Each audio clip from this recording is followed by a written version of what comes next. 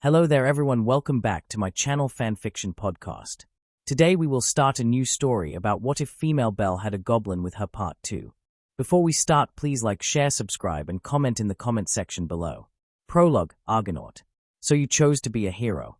Let it be known that this is the fool's path. Like a fool, you stood in front of insurmountable odds, afraid but determined. Like a fool, you chose to protect. So charge ahead. Forge your own path, for this is but the prologue to your epos. Well, that was ominous. He remembered that Argonaut was one of the skills the original got later down the line. This one seemed to have somewhat different connotations, though. Hey. Belle blinked after reading the second skill. Her expression was a bit strange. Did my skill insult me? She asked, and he had to confess, it seemed that way. A gentle smile with a teasing note spread on his lips as he pulled her into a side hug.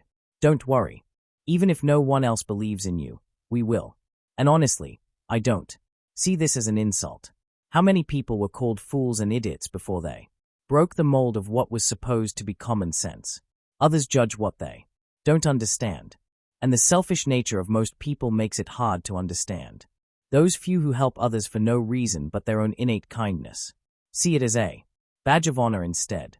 After all, wasn't the so-called first hero often named a clown and a fool too? She nodded into his shoulder and soaked up the affection before pulling out of his hold. Her eyes turned to his stats and his new skill. Name, Ragnar. Race, noble monster. LV, 1. STR, B752. End, A888. DEX, E452. AGI, B797. MAG, G212. Total, 3,101. Magic. Skills. Efficiency. The Beauty and the Beast. Noblesse oblige. Development abilities. His growth was pretty intense. Especially his endurance for obvious reasons.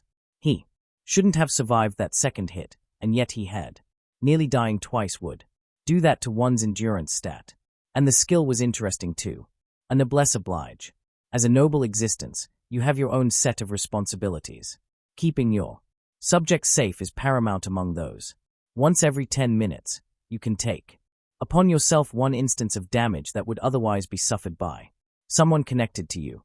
He liked the sound of that. As long as his defenses were in place and bountiful, he'd be able to safely take a hit that would potentially kill someone else. Another layer of safety for Belle and other eventual members of their familia. Do you want to make the trip to the Hephaestus familia today? He asked Hestia curiously. He wasn't against it but wanted to plan the rest of the day, and her input was very much needed for that. She nodded absent-mindedly. It would set me at ease if we could get this out of the way.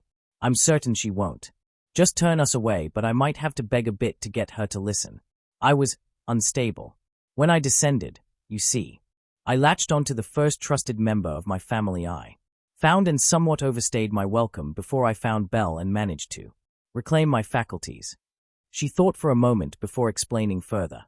We deities have to seal our arcanum to descend. While the seal isn't a very tight one, and can be undone almost instantly, doing so would instantly send us back. The seal interferes with our domains and doesn't allow us to pull on them outside of the most mundane applications. Some deities, who rely very much on them, have a hard time adjusting, and I am one of those. My domains are all interlinked, and they represent a comfortable and warm home for a family to return to. Her gaze was a bit distant now. If he had to name the emotion visible in her eyes, haunted would come to his mind. He could see her hand tremble on top of the table, and took it into his to support her. After a thankful little smile, she continued, but it didn't really seem as if she was talking to them anymore. She sounded distant and alone, and he hated it. Suddenly, I was cold and isolated. I couldn't feel any of my family, and I didn't have a home of my own.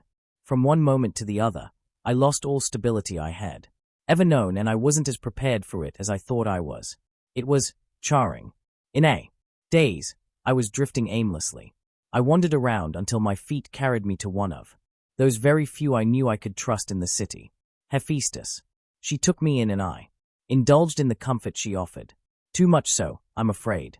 She was rather vexed when she finally forced me out of her home. I apologized later, and she did accept it. She can somewhat empathize, but I don't think the descent was as bad for her as it was for me.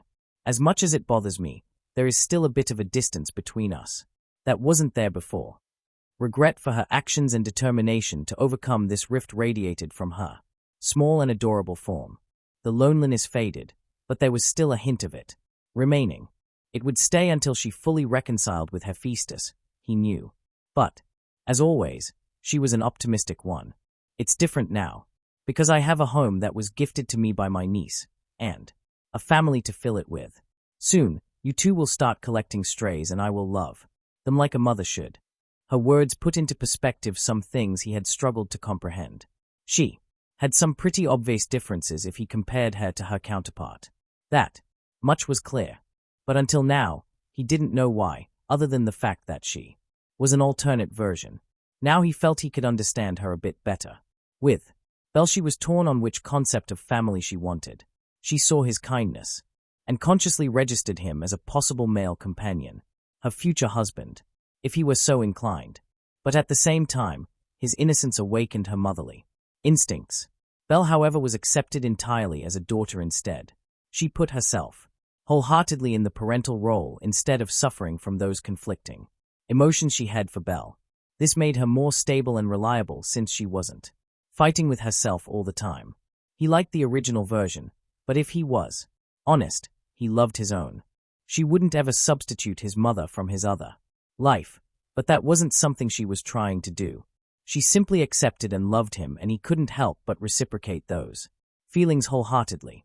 Since he decided to leave his past life behind, he had no qualms about accepting her. I went kinda off track there, he thought while smiling wryly as he pulled himself out of his head. He returned her blinding smile with a tender one of his own and told her earnestly, I will be eternally grateful for your enormous heart and accepting nature. Nothing else had to be said. It wasn't the first time he thanked her, and it wouldn't be the last time. Bell nodded along with a smile of her own. Their discussion petered out and they began to ready themselves. Hephaestus was a busy goddess. But even though she gave Hestia the cold shoulder at the moment, his goddess was still entirely certain she'd make time for them if she told her it was serious. They had no real reason to wait. With a critical eye, she slowly turned the blade in her hand. Sabaki did well. She managed to preserve the Durandal attribute while lowering the needed percentage of orichalcum. She developed an entirely new alloy. If I'm seeing this right, it will hold the edge better too. Simply marvelous. A proud smile spread on her lips, and her single visible eye showed joy at the growth of her strongest child. After coming down here, she only wanted to forge equipment that would actually end up being used. But after taking in her first child and guiding them in their craft, she awakened her passion for teaching. They had such novel ideas, and it inspired her to show them the way. She learned many a thing too, and she was truly grateful for the opportunity. After a while, she learned to fully appreciate her familia and began to perceive these mortals as the closest thing to the children she'd never have. I can understand Hestia a bit better now, I think. This feeling is probably what she was clamoring about all those years ago. Laying down the proof of her captain's smithing prowess, she already calculated the additional profits they'd make. She wasn't an especially material person, but research needed money and precious materials. In the end, everything in this world ran on money. A sad but universal truth, even back in Genkai. Before she could turn back to the waiting stack of paperwork she still had to read and process, one of her children knocked on her door. Lady Hephaestus? There are 3 people waiting at the front gate. One of them identified herself as Lady Hestia, and she told the guard to deliver the message that it's important. Seriously, tell her it's really important. There's just one thing. One of them looks kinda strange. Unique. Not at all like one of the usual races. He is entirely green, and he even has a tail. She sighed. What did her aunt want now? Well, she behaved well recently. Didn't come crawling back and begging for me to take her in again. She also seemed seriously contrite the last time I talked to her, and she didn't stop apologizing. The least I can do is hear her out. Decision made, she called out. Lead them in. I'll speak to her. There was a short pause before the slightly hesitant answer came. As you wish, Lady Hephaestus. She pondered what she could possibly want. She didn't play around with serious matters, so when she said it was serious, it usually was. Did she finally find a child? Who took her blessing? Wait, there are 2 people with her. And one is strange. Well, no need to overthink, I'll know soon anyways. As if she was summoned by her thoughts, Hestia strode into the room with her, head held high and her blue eyes gleaming with purpose. She looked surprisingly powerful for her short stature. Hephaestus had to suppress the excited smile that wanted to appear on her features.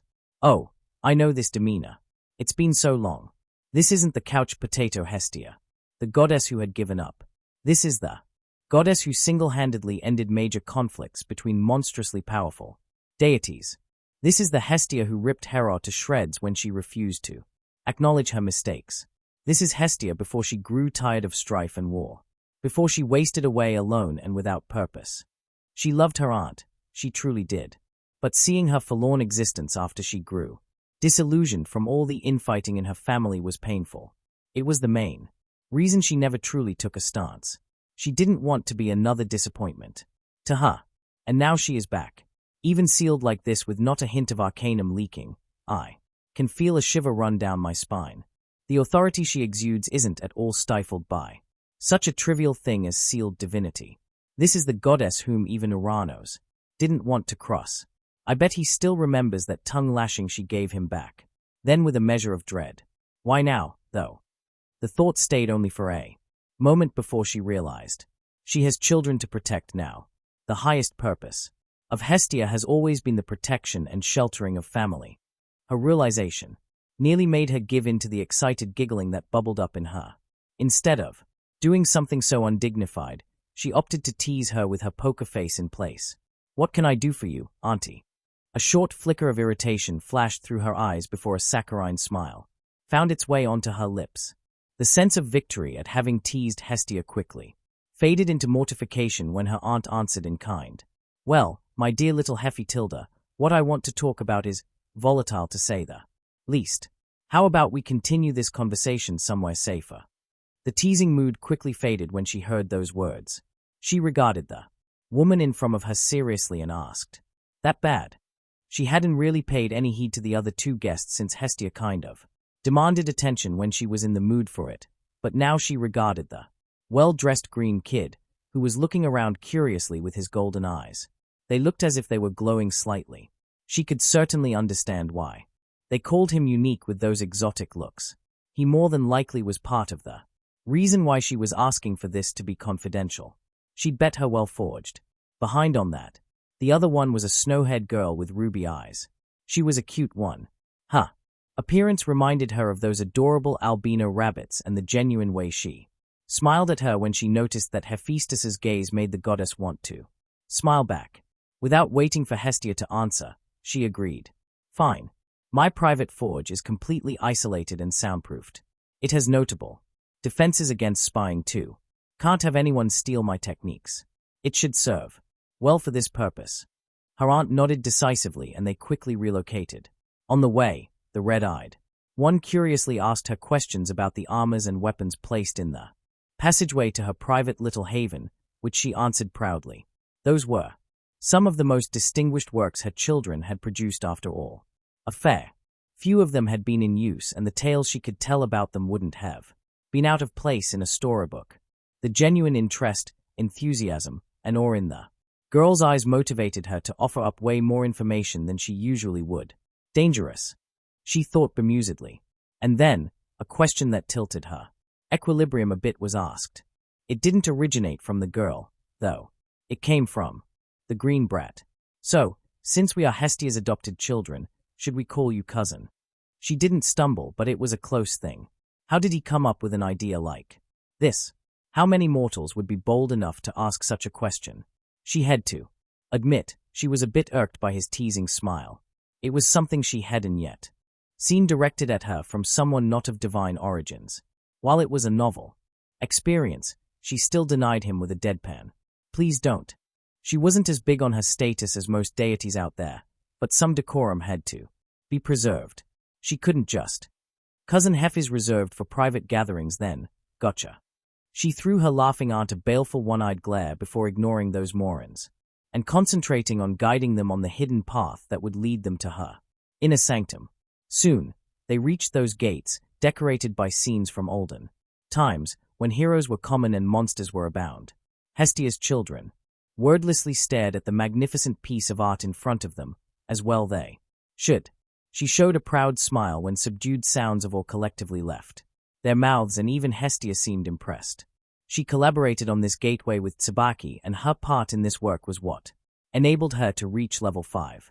Made from several mortal metals, each individually hard to work with, they managed to harmoniously craft these beautiful examples of metal craft with alloys approaching the divine. It was probably a bit ironic that the items closest to divine armaments in this world was a pair of doors. Both of them were individually considered to be giant tower shields, and if someone had enough strength, they could easily be used for that function.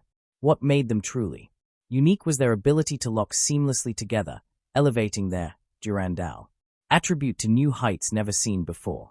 They named the new trait Eternal. Even all-out attacks from a level 7 adventurer who had time to prepare would simply be negated completely without leaving so much as a scratch. She stopped herself from reminiscing and directly unlocked them with the only key in existence, a ring she had hidden between her mountains in the Pale Valley. She smirked slightly when she saw the white-haired child's eyes widen, only for her gaze to be quickly averted with a cherry blush. She's adorable, Tilda. Like a little bunny, easily frightened and flustered. She thought to herself while inviting them in with a gesture. Well, here we are. She started after closing the doors and sealing the room. No one would be able to intrude. No one would be capable of spying on them. This was the most protected room in the entire compound. Whatever they wanted to discuss, they could do it here. Hestia wasted no time and pulled out a couple of sheets of parchment from her own, even more impressive, valley. My goddess, why did you put my status there? She heard the flustered girl call out in a paradoxically whispered shout, and the green one muttered something under his breath too. She couldn't make out what, but she was certain it was something rude. They are a lively bunch at least, she thought to herself as she curiously looked over to Hestia with a raised eyebrow. Status wasn't something that should have as much gravity, not to mention that it was usually very private. She stopped thinking and took the sheets to start reading. What? She couldn't form a coherent thought at what she was seeing. This doesn't make any sense. Hestia wouldn't fake the status of her child, but the only other conclusion was that this thing was the status of her white-haired child. Belle Cranel. She had a seriously hard time believing it. Several other sheets were presented to her, making her aware of the impact of the skills she earned. Nope. Still doesn't make sense. She denied what she was perceiving. Incredulously, she turned her gaze to Hestia, who wore a weary smile with a hint of helplessness in her eyes. It's been around 2 weeks since she received her Falna, and she paused the past 3 days after they encountered and killed 2 minotaurs. Ah, that's why she came here. The divine smith thought to herself numbly. If she had such troublesome members, she'd search for competent help too. She was honored that she was Hestia's choice. This wasn't the washed-up version of her aunt, the one who'd shamelessly mooch off her niece. This one had pride in herself and her family. She didn't easily search for help and only did so in the most dire of circumstances, such as this. She shook her head and looked over at the other one. Surely he was part of this thing too. She did bet her divine ass on it after all, if only to herself. Does the green loudmouth have a status too? She asked and ignored the "that's kinda racist" comment. Hestia's smile was clearly strained now. She looked as if she wanted to deny her, but the green, I'll know his name soon. I can't continue calling him by his physical characteristics. She thought a bit self-consciously as the green youth touched her aunt's shoulder, lightly, and nodded, after which she received another status from reluctant hands. Well, fuck. She eloquently thought before turning to Hestia with an empty eye. His A-MHM. Evolved. Yep. Does he have A-? Indeed, he does. So he has innate dash. Absolutely, yes. They don't appear on his status, though. He does have instinctive knowledge, though. They are more broken than his status, and he earned that in less 2 weeks. He evolved over the past 3 days.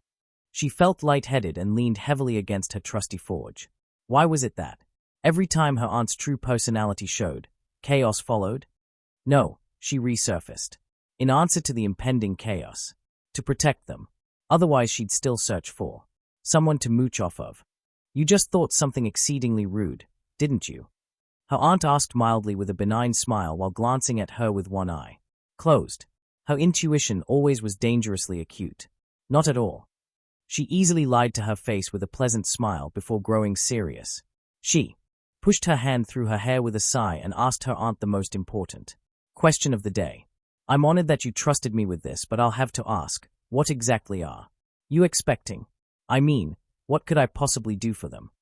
Hestia went with the shift in the mood and leaned closer, resting her massive front load on one of the crafting tables of her forge as she put her chin on top of both hands with a sharper than usual smile. I was hoping you'd sponsor them. It will put them into the spotlight, but let's be honest here, that will happen anyways. Usually I'd go for concealment, but with all the rules in place and Urano's enforcing them, that could cost me my children and my existence on this plane. I could have gone to dear Gramps with all of this, but frankly, I trust you far more than him. She paused shortly and Hephaestus felt a warmth rise in her that reminded her of a forge's heat. It was warmer and more welcoming than the unforgiving flames in her most important tool, though. I subconsciously reached out for her hearth. She realized and marveled at the fact that she was accepted in without hesitation. Even down here, she unconditionally accepts me as family. Just like back then. Her smile didn't even falter in the face of her cursed eye. She simply took me into her embrace and gently held me while I cried. She was the only one to show compassion, and her anger on my behalf was legendary for millennia. She had already decided, but the fact that nothing had changed since that fateful day firmed her resolve even further. Let's go over the details. What I think we should do. While she skipped a couple of steps in the process without care, she missed the smile on Hestia's face. Had she noticed, she might have been struck silent for a long time. Bell. She watched curiously as Ragnar tested the capabilities of his new appendage.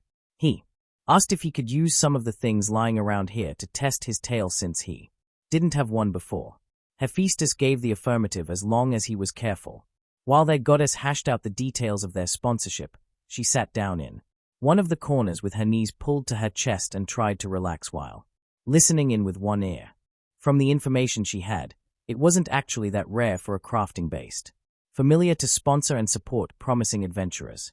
The rare thing was that she was still level 1, or rather when she reached level 2, which was when the sponsorship would officially be announced to the guild. Hestia's prior relationship with Hephaestus would provide a buffer here, since that fact would make it seem as if the divine smith was just doing her a favor.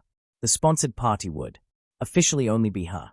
Ragnar would be treated as an extension of herself, a growing companion who was bound to her by the means of a taming-type skill. It wasn't exactly a lie, but he was so much more than that.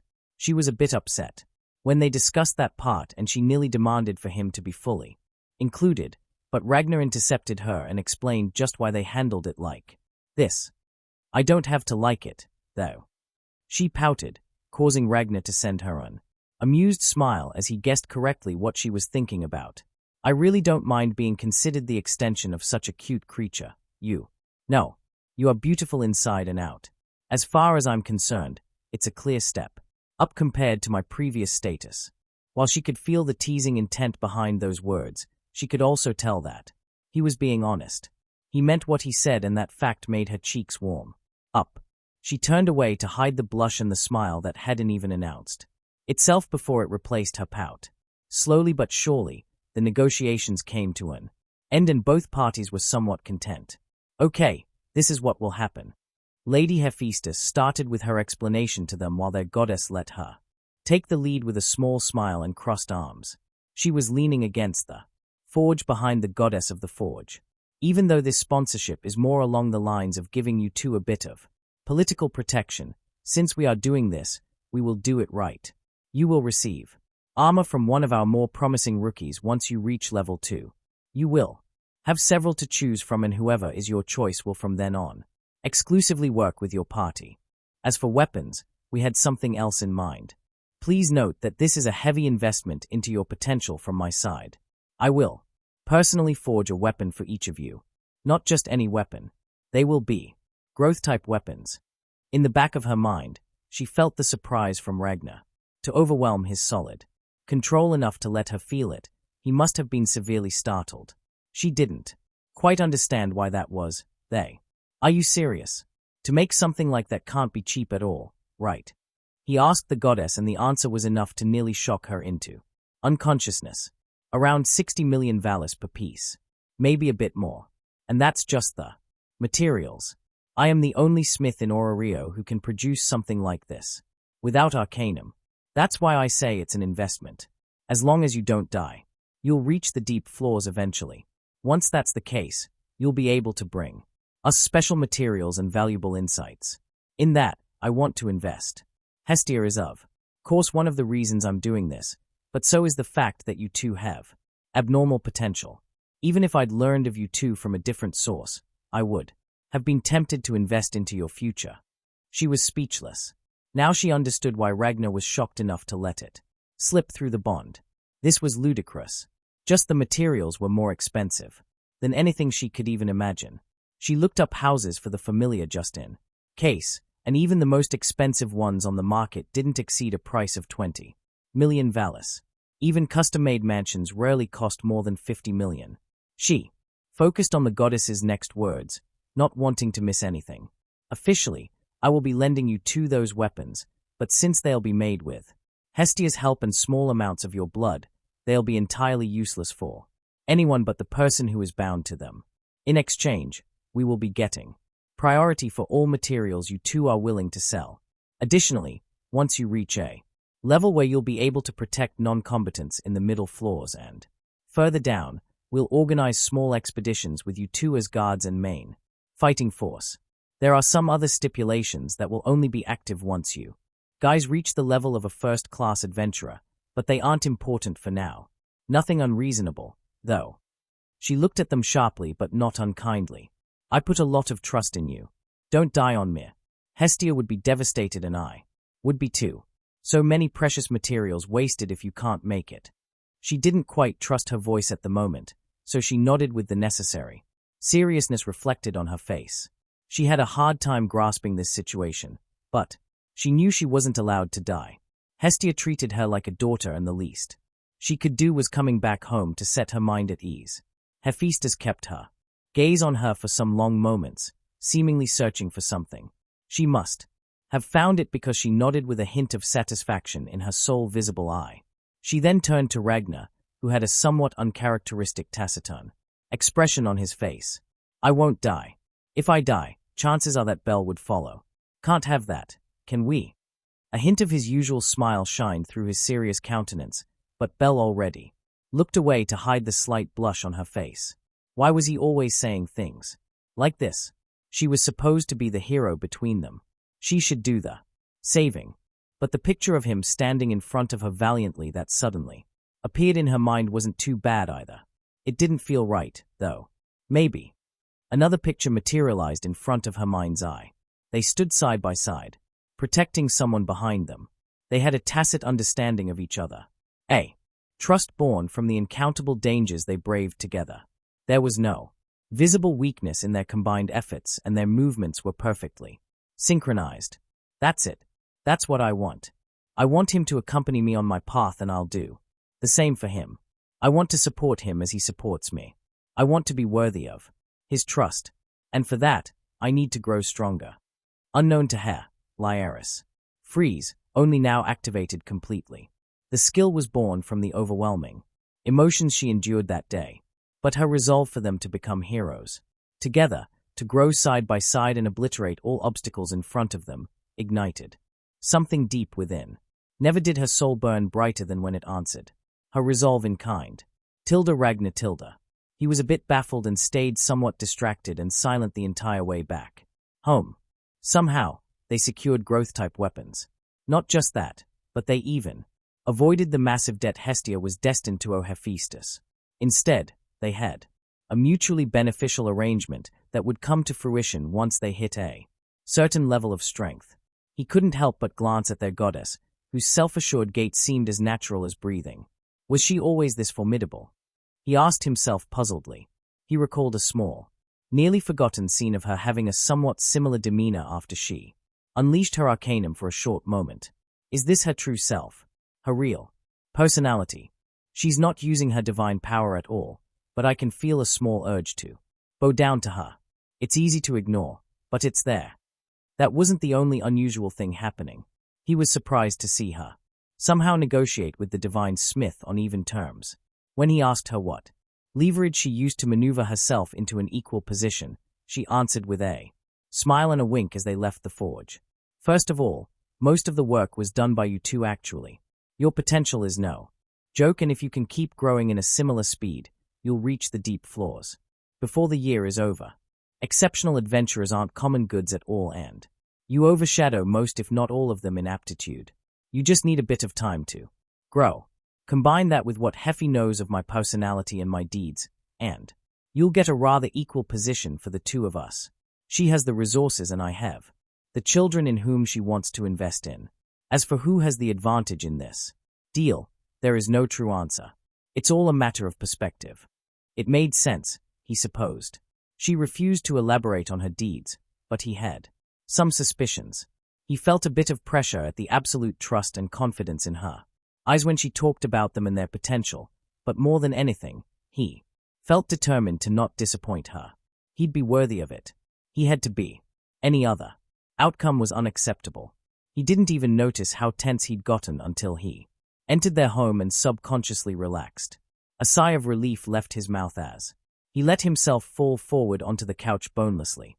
They didn't even fight anyone, but he felt mentally exhausted. You okay? He heard Belle ask with a slightly amused undertone. She hadn't sent the question. Mentally, probably because she wanted Hestia to hear the answer. He turned his head slightly to look at her. Yeah, I'm fine. Just not a people person. Being out and about is always a bit of a challenge. The enhanced senses didn't really help matters, to be honest. And since it's a trait of my new body and not a skill, I can't just turn it off. He pushed himself up and flexed his core as he slowly raised his legs until he was in a full handstand. He then pushed off the couch and landed smoothly on his feet. His new body was in exceptional shape and his control over it exceeded anything he was capable of before. Things like this, he could now do without much effort. He had a feeling that possible physical feats would get even more ridiculous once he finally had the time to truly push himself. Let's spar a bit later.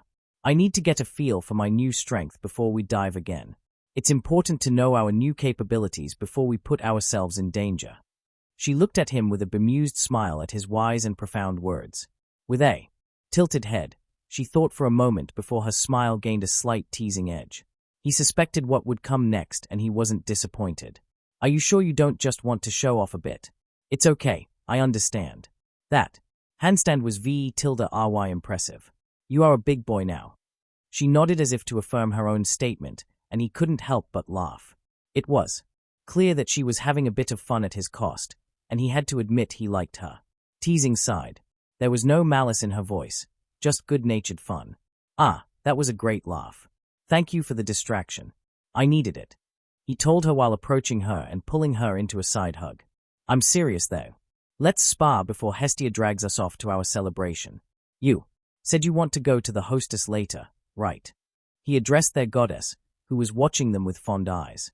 She nodded sedately before asking if she was allowed to observe them. He looked over to Belle, who had slipped out of his relaxed hold after hugging him back.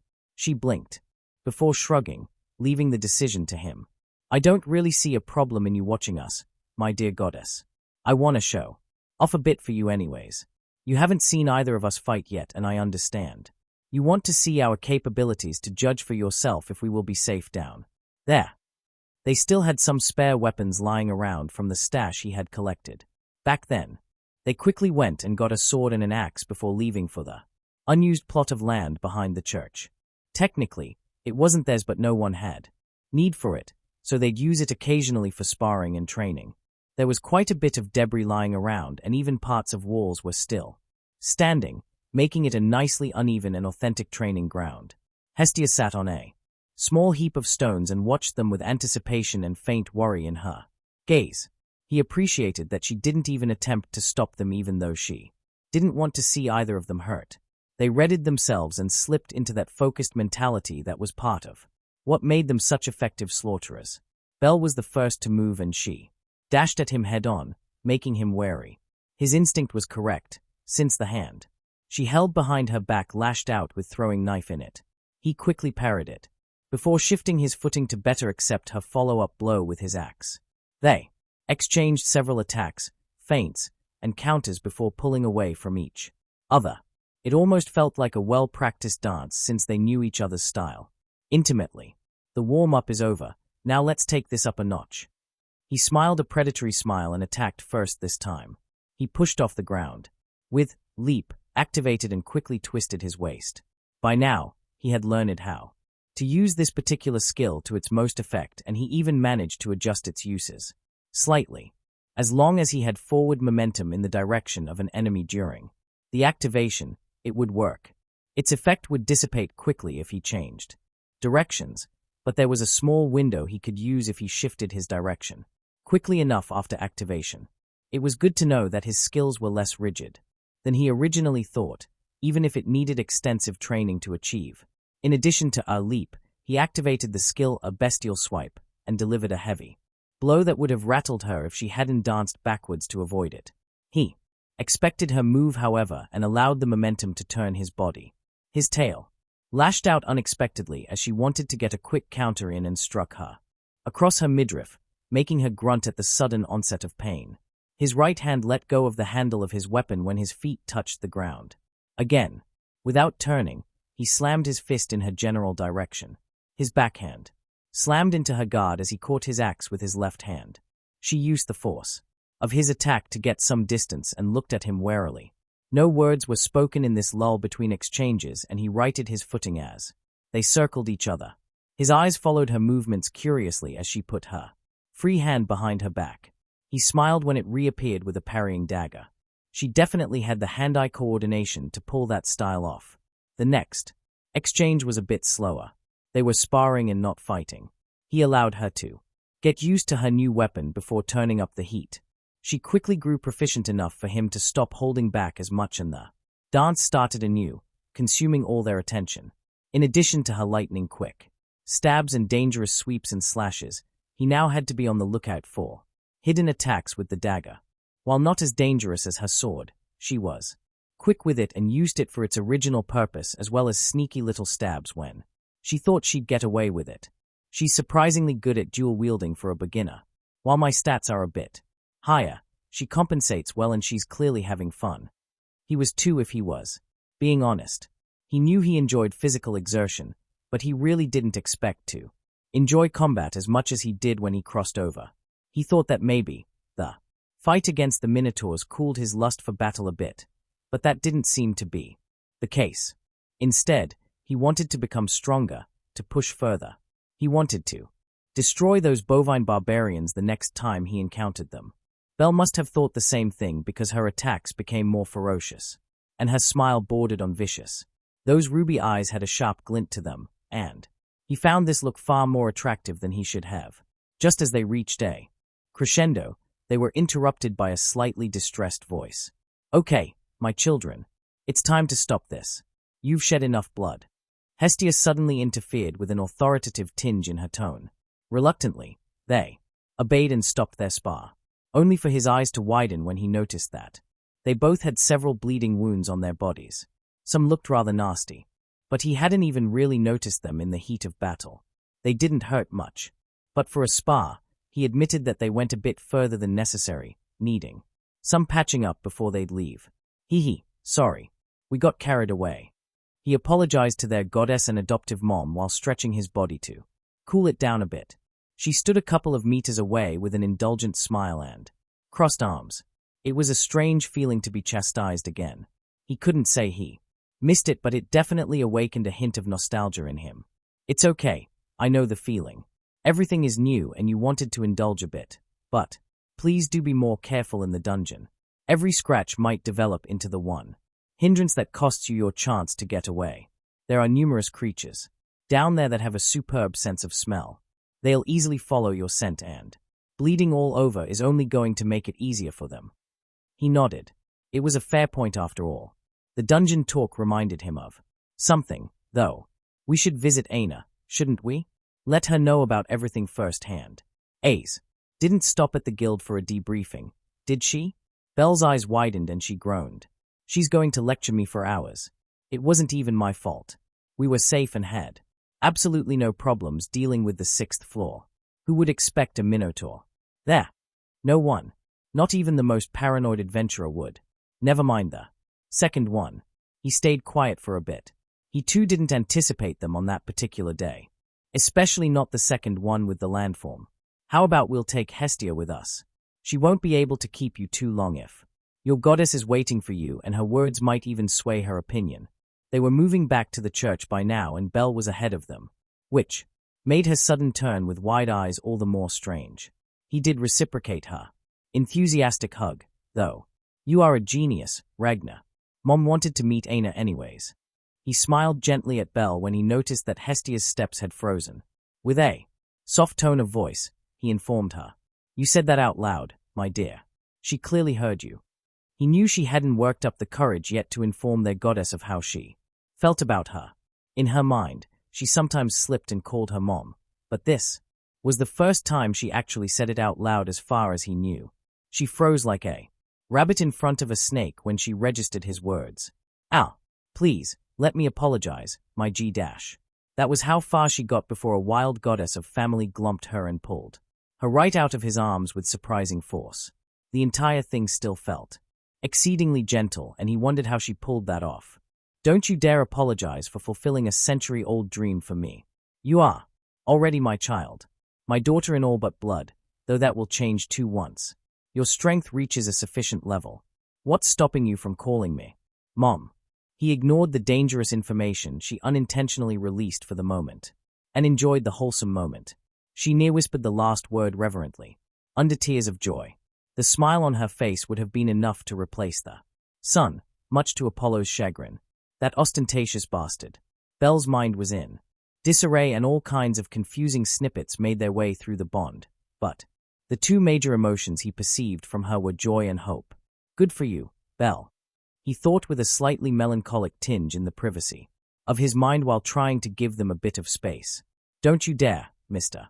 Back here and into my arms, this instant. He only followed that command because of her demanding voice.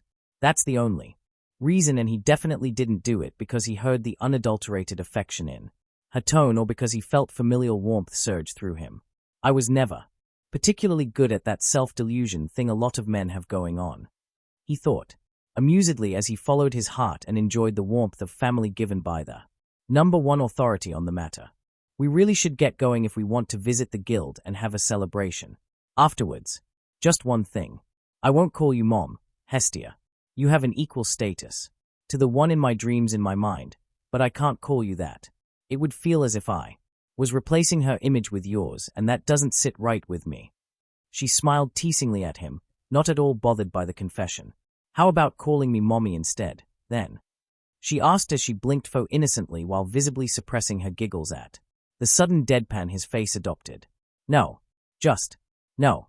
Was the only thing he could answer as his goddess lost the battle against her giggles. Belle joyfully joined the audible expression of glee. The soft smile that replaced his deadpanned expression was entirely dedicated to the fact that they were happy. Loki. Ow. Finally done. With palpable relief, she leaned back into her seat as she looked over the calculations and the paperwork and realized with a sigh, we barely broke even. This time, if we min-max the sales of materials a bit, we'll be making a tiny profit. Contrary to what she usually projected, she did actually stay on top of her familiars, proceedings and finances. With the menial part of her tasks finished, the suppressed worries resurfaced. 1. Incident would have been bad already, but 3. First, some strange new species melts some of our supplies and weapons, then 34 of my dear children perished to a stampede of foamoirs, and finally on the way back, a massive herd of minotaurs spawned nearly on top of the expeditional force. Something agitated the dungeon, somewhat fierce, and I have no idea what could have caused this. She mourned. Those lost. They were marked by her, claimed as extensions of herself.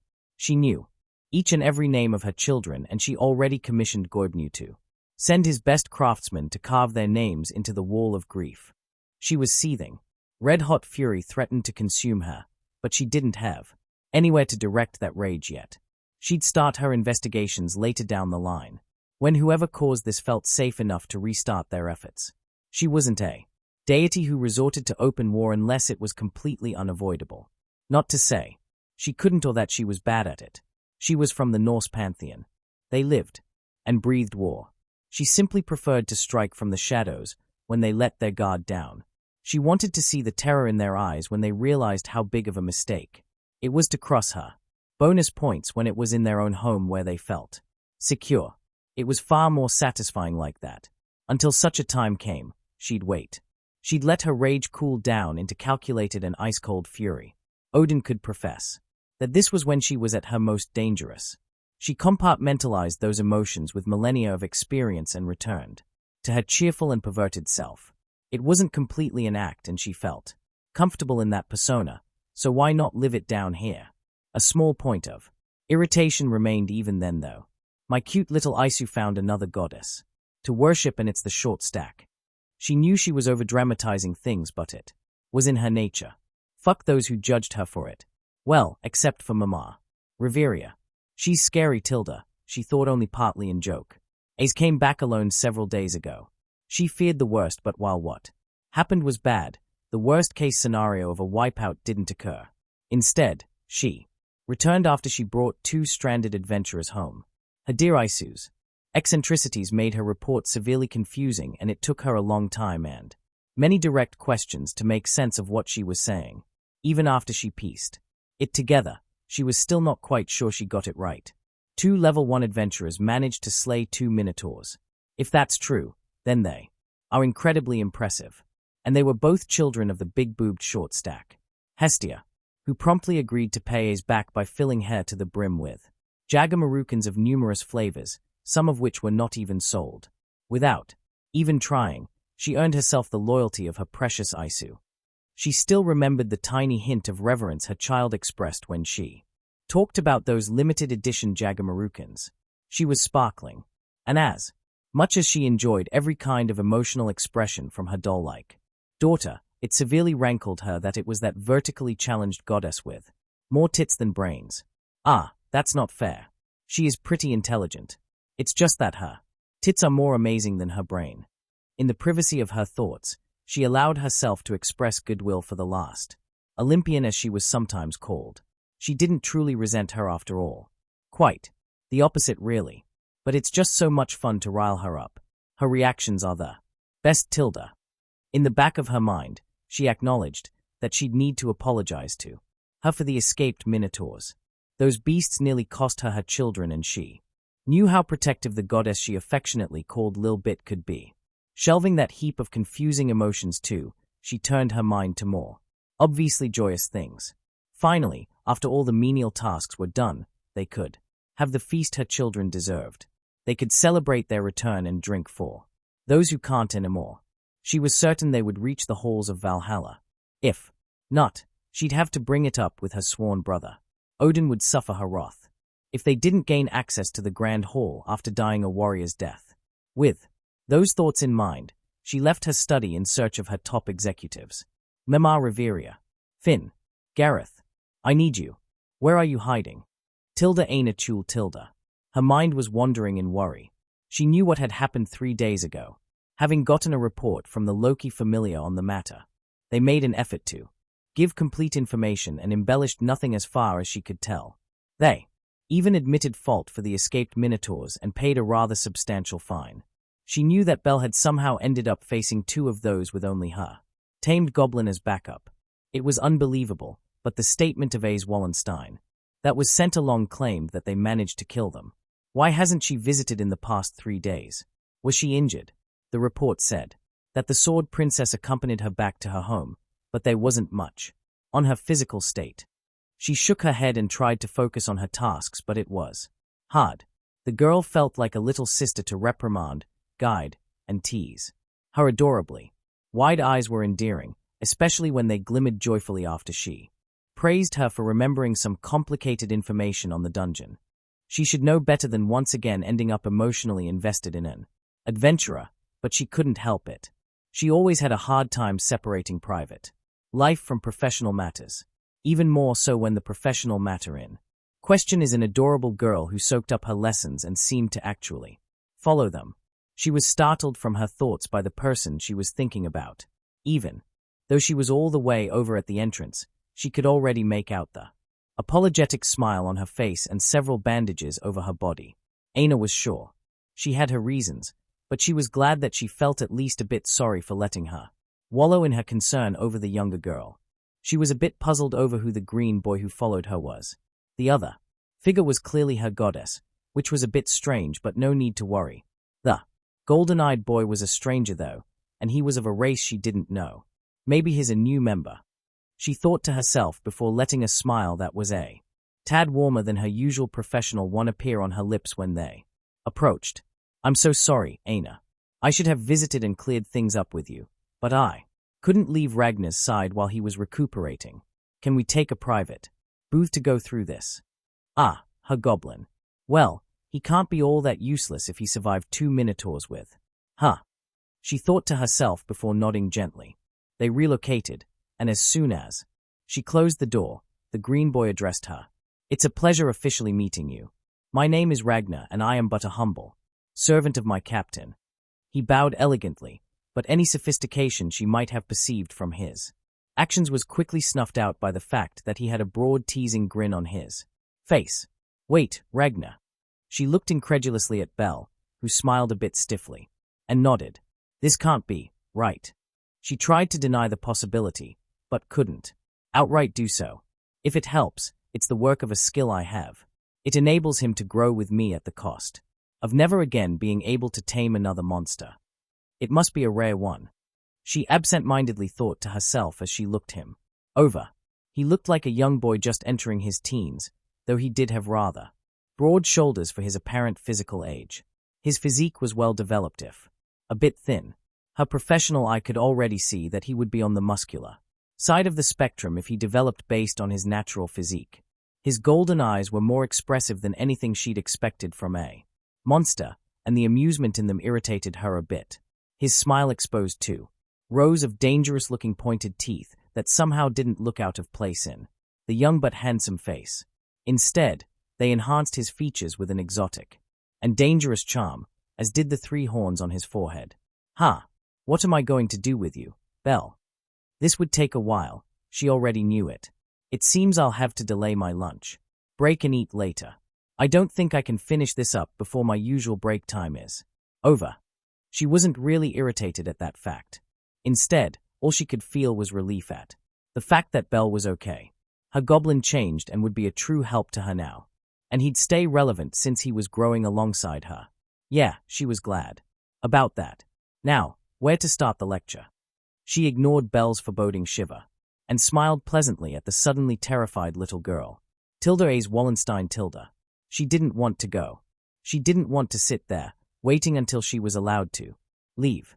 She had better things to do than watch Beat drink himself into a stupor or her goddess trying to fondle waitresses, like venturing into the dungeon, or collecting ingredients she could bring to Lady Hestia in the hopes of helping her create another glorious flavor for her most beloved dish. Ever since she found the source for her culinary joy, she planned to return there. She needed more. But she also needed a good reason to visit. Creating new flavors is a good reason, she decided. But no, she was forced to attend the feast. Despondently standing in front of her mirror, she sighed softly. It was a rare expression of emotion, but from time to time, she felt the urge to thinking of the goddess of culinary mastery, for there was no other domain she could possibly hold, made her think of her 2 children, of which she only officially met one. The other one was like a pupa, cocooned entirely. Will he transform into a butterfly? She thought to herself curiously. The notion filled her with a bit of excitement. People with butterfly wings were called fairies, and they were of the spirit race. Maybe she'd finally find another one that had a connection to the wind. As if to answer her unspoken call, a breeze caressed the unblemished skin of her face, making her eyelids flutter and close for a moment as she leaned into the touch. She learned early on to accept those gestures, as refusing to do so made the Wind pout and ignore her call for a while. That was just how it was. Wind was the freest and flightiest of the elements after all. Ace, you done yet? Our perverted goddess said we can't leave without her. Precious Isu. You know how stubborn she is. Tiona's voice floated into the room. The faint stirrings of irritation she once felt at her goddess's way of addressing her had long since transformed into those of resignation. She knew it was a lost battle to try and convince her to change it. Pressing her on the matter might actually make it worse. She thought and suppressed a shudder. Nevertheless, she enjoyed the few times the red-headed goddess showed her genuine affection without perverted connotations. Ace loved her familiar. This included their goddess, faults and all. It was a simple fact she had to accept. I'm coming, she called out, confused by Tiona's grumbling about phrasing and how she shouldn't say it like that if she didn't want to be misunderstood. In the end, she ignored the confusing things as she always did and left the room in her usual attire. Tiona looked at her with a befuddled and slightly irritated expression on her face. You only changed into a clean version of your usual stuff. Why did you take so long? She didn't want to recount all the thoughts that whirred through her head as she stood in front on the mirror. Not only would it have been too much effort, but she also felt vaguely uncomfortable with sharing those things. I had to think. Tiona shrugged and accepted the answer. That was one of the reasons she appreciated the smaller Amazon sister. She didn't often pry into her matters. Let's go. I'm hungry and we still need to gather to honor those brothers and sisters who didn't make it. She sounded cheerful at the start, but there was a rare somber tone to her voice. When she finished, they lost many lower-leveled people in that stampede. It was just too sudden to get it under control quickly. She didn't know them well, but they were still part of her familiar. The faint stirrings of regret lanced through her. If only I had been stronger. She brooded but knew that those thoughts were futile. Changing the past was impossible, so all she could do was concentrating on the future and making sure it wouldn't happen again. Just another reason to add to the long list of why I need to increase my strength. She thought to herself as familiar. Determination surged through her. Let's go. She told the Amazon and went ahead. Oi, wait for me. I came all the way to get YA and you just abandoned me. How cold. One might even say that's as cold as A's. She almost cringed from the joke. Tiona's humor was understandable to her even with her limited comprehension of fun, but that didn't mean she liked it. I wonder if the rabbit girl is fun. Her thoughts started wandering again as she ignored the clamoring Amazon behind her. She knew from experience that ignoring her was her best bet to make her stop. You are absolutely no fun, Ace. You could have at least faked a laugh or two. Well, never mind that. We are here. Let's go in. Loki stood in front of the gathered familiar. She looked shortly in their direction, but her gaze didn't linger and she didn't lose her serious expression as she started. Her speech with a vengeful gleam in her eyes before transitioning into solemnity. We are the last to arrive. She realized. My dear children, we lost 34 cherished members of our family and believe me, when I say, someone will pay. Those who were lost will never have the chance to reach their dreams. They won't be able to grow, to experience new things. And that's devastating. She looked at them with completely open eyes. Something she only very rarely did. The grief in them resonated with her, and it reminded her just why she loved this familiar almost as much as she loved her mother. Her goddess then proceeded to name every single person they lost while trembling a bit. It was a show of weakness, but somehow it had the opposite effect on her. For some inexplicable reason, she found that Loki never looked stronger than in this moment. Can weakness be strength? She pondered and didn't find a satisfactory answer in her mind.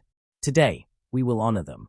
They reached the halls of Valhalla before their time, but beyond the realms, they will perceive. They will know of each drink consumed. In their name.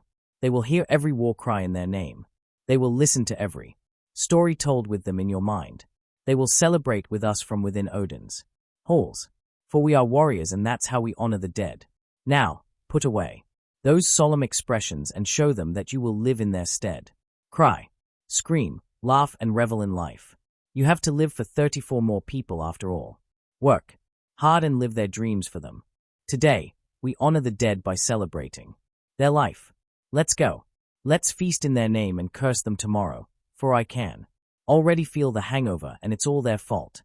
The cheers and wet laughs that thundered through the room hurt her ears, but she couldn't help the minuscule smile appearing on her face when she felt a fire ignite in her chest. Loki is a good goddess, she thought while performing a tiny fist pump to show her enthusiasm. Tilda Loki tilde. Ah, Mia's mead is the best.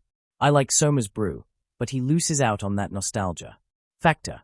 It's great for a quick buzz, but whoever makes this mead, they are perfectly capable of replicating it the Norse way. Maybe I'll be able to convince her to give me the name of her supplier today, she thought as she chugged another mug full of the stuff. She was sitting in the hostess of fertility at their usual table with her executives. The rest of her familia was partying in the hall behind the hostess. Mia bought and repurposed it to serve when familiars like the Ganesha, Freya, or her own familia came to celebrate. With the massive amounts of food and booze she sold on such days, Loki was certain she made back that particular investment several times over already. Faintly amused and with morbid interest, she watched the train wreck that was a drunk beat happen. He was yapping at everyone who was listening, though her amusement was fading when he started to badmouth other familiars. The one thoughtless comment that had people frowning with genuine anger was one that devalued all the struggles adventurers went through to grow in strength. It dismissed all those who didn't make it, who met an ill fate in the dungeon, who didn't have the luck to make it through the struggle and grow into their own, including, but hopefully unintentionally, his brothers and sisters. And that one story, the one with A's that's making the rounds. Is it true? Did you really carry a little weakling out of the dungeon in Princess Carrie? Too weak to leave the dungeon herself. YA should have let her die in there. I tell YA, trash is trash after all. His callous words soured the mood for all of them. The Morin was ripping at fresh wounds and he didn't even realize it. With how many members they'd lost in this expedition, it was harder to find someone who hadn't lost a friend than the opposite. A's calm answer did cause a lull in the conversations all around. Though, it was that unbelievable. 2 level 1 adventurers had to face a minotaur. They killed it. Then a second one appeared, and at the cost of one of them nearly dying, they killed that one too. They are far more impressive than you will ever be. Her words were cold and her voice transmitted absolute disinterest in continuing the conversation. The few who had listened and were looking at her incredulously, which she ignored in favor of trying the baked potatoes with sour cream. This state of disbelief included the executives who hadn't heard of this before. Beat, who didn't take the slight all that well, stood up with an outraged expression on his face. A's comment did strike a chord in him, it seemed. He was about to make a bigger fool out of himself than he already did, and she knew she had to step in decisively. She grabbed Beat's collar and pulled him down to her eye level. Listen here, YA unruly whelp. You insulted just about every single dead member of our familia, and you did so with one single comment. Impressive, but not necessarily beneficial for your health. I'd be very careful with my words for the rest of this evening if I were you. Those 2 minotaurs were there because my familia let them escape. They were our responsibility and we failed. You would have been slaughtered by them at level 1. Instead, those 2 fresh adventurers did something unbelievable and fought back valiantly. They killed them. Do you not grasp the immense potential such people have? Despite what she said, potential wasn't the reason she held those 2 in high regard. It was somewhat important to reach the top and it made the journey easier. But it wasn't what enabled those who managed to reach unmentionable heights. It could even end up being detrimental. What truly made her warrior's heart beat strongly was the indomitable will, the sheer balls of steel that were needed to fight back against a foe you had no reliable means to beat. It was the thing that the Norse culture idolized. They were hopelessly outmatched. But from A's observations, they led the Minotaur into this particular chamber intentionally. It was a no-spawn zone. They knew they couldn't outrun the beast, so they chose to make a stand instead of continuing to flee in the hope of finding help. Minotaurs were slightly above average among level 2 monsters. Their howl could completely paralyze lower-leveled opponents, and only an exceedingly strong will could overcome the instinctive fear it caused. It was very unlikely that neither of those 2 Minotaurs used that particular ability of theirs. This confirmed for her that they had the Strength of will to reach far on the road to true strength. She had to get that through. The thick skull of her puppy. He wasn't a bad person, but his exceedingly rough exterior made him hard to get along with. Do you truly want to make an enemy for the Loki familiar out of a future powerhouse? I can guarantee that they'll become strong if they have the time to grow. Now, settle down and behave. This banquet is meant to be in honor of those we lost. It's supposed to celebrate their way of life, not sully their achievements. I will think about your punishment later. His eyes were still a bit clouded from the alcohol, but her seriousness and the piercing gaze with which she pinned him cleared his mind up enough to limit his response to a scoff and a scowl before he sat down again. Good boy. She sighed. He sure was a handful. Loki looked around and saw the surprise in the eyes of her executives. She huffed grumpily and crossed her arms petulantly. No need to act so surprised. You know I won't let anyone insult my dead children. Not even their own brother. And from what my precious Isu told me, the brats of the short stack are seriously impressive. No need to antagonize them. They can have the biggest brass balls in Orario, but without at least a modicum of stats, they wouldn't have been able to slay those minotaurs. Their growth rate must be through the roof. Heck, after this experience, it's nearly guaranteed that they'll break the previous record for reaching level 2. She glanced at A's and saw her stiffen for a moment before going back to nibbling on her baked potato. She probably thought the same thing already, but to have her guess confirmed was different. Suddenly, a tankard was slammed onto the table in front of her. Confused, she looked up, only to see someone truly unexpected. Vesta. She thought in the first moment, but caught herself before she could whisper the name. She knew she disliked the association to her other persona, but Hestia looked startlingly like Vesta of the Sacred Flame in that moment. She abandoned that epithet when she pulled back from any and all godly politics and the endless strife that threatened to consume the entirety of Genkai back then. She then went on to reinvent herself. And she didn't change for the better in Loki's not-so-humble opinion. She only made a reappearance once, to put an end to it all.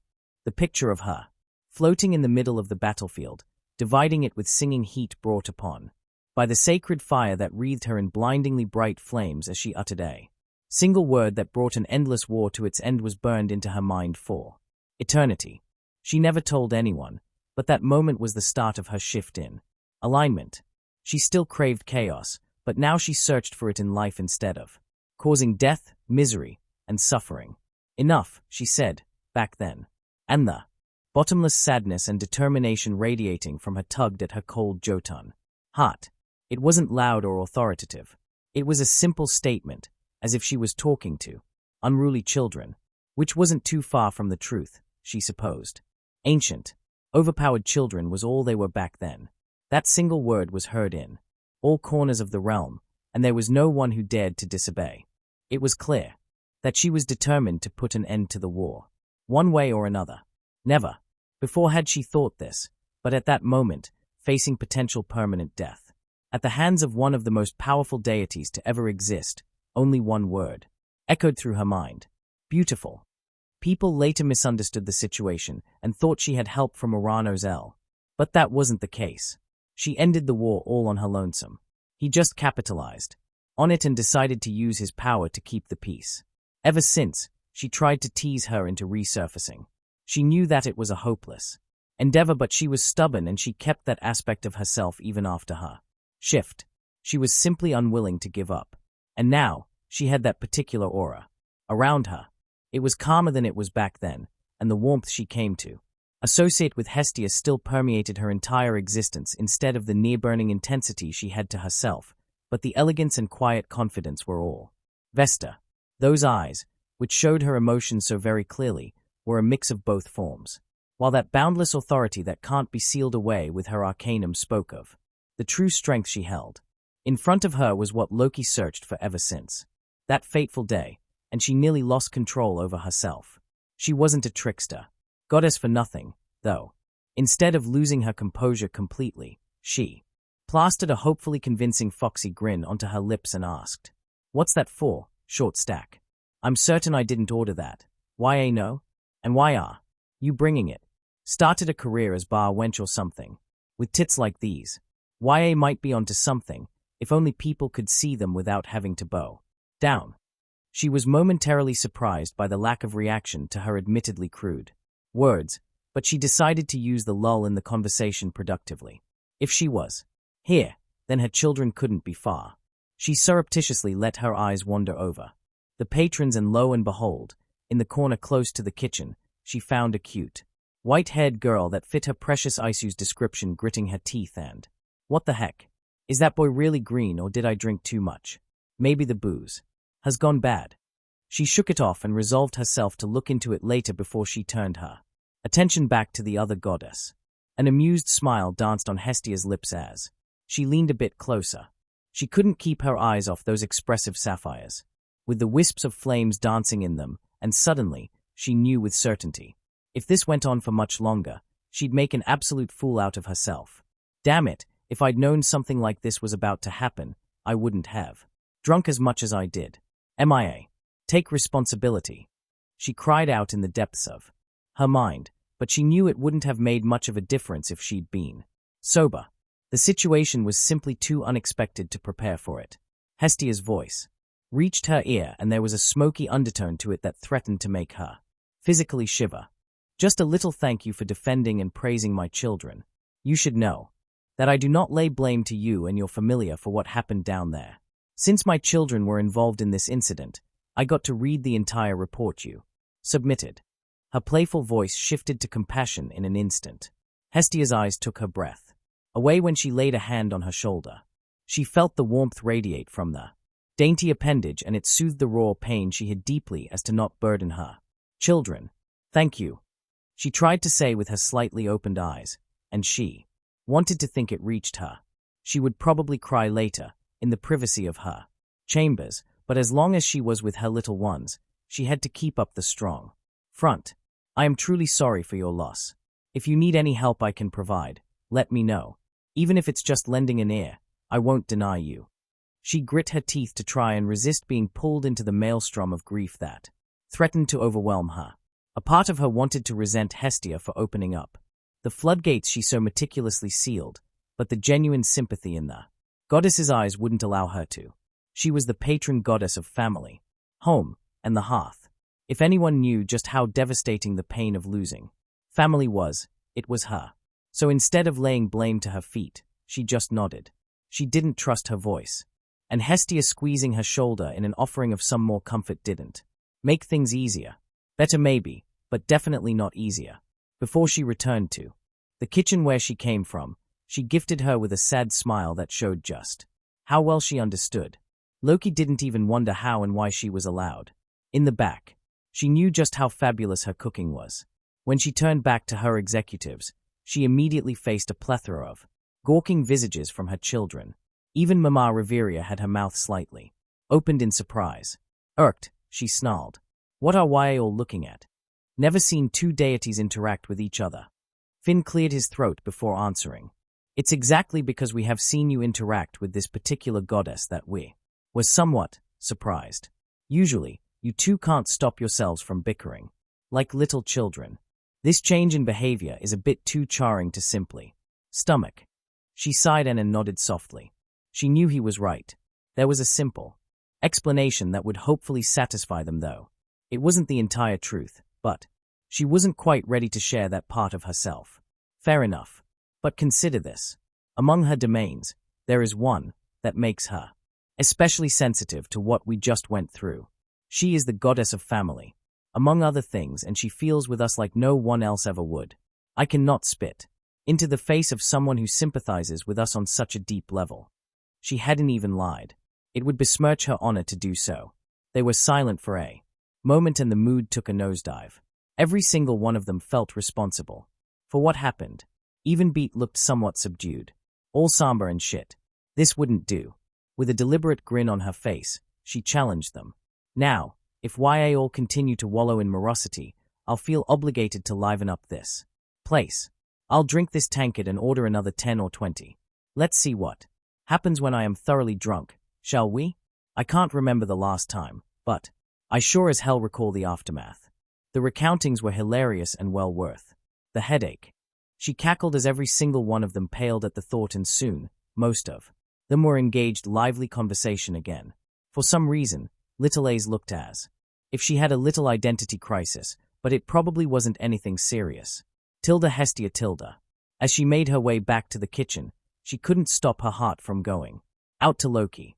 She knew the goddess of washboards had changed from that chaotic little shit who caused murderous mayhem wherever she went, but she hadn't realized just how far the change went.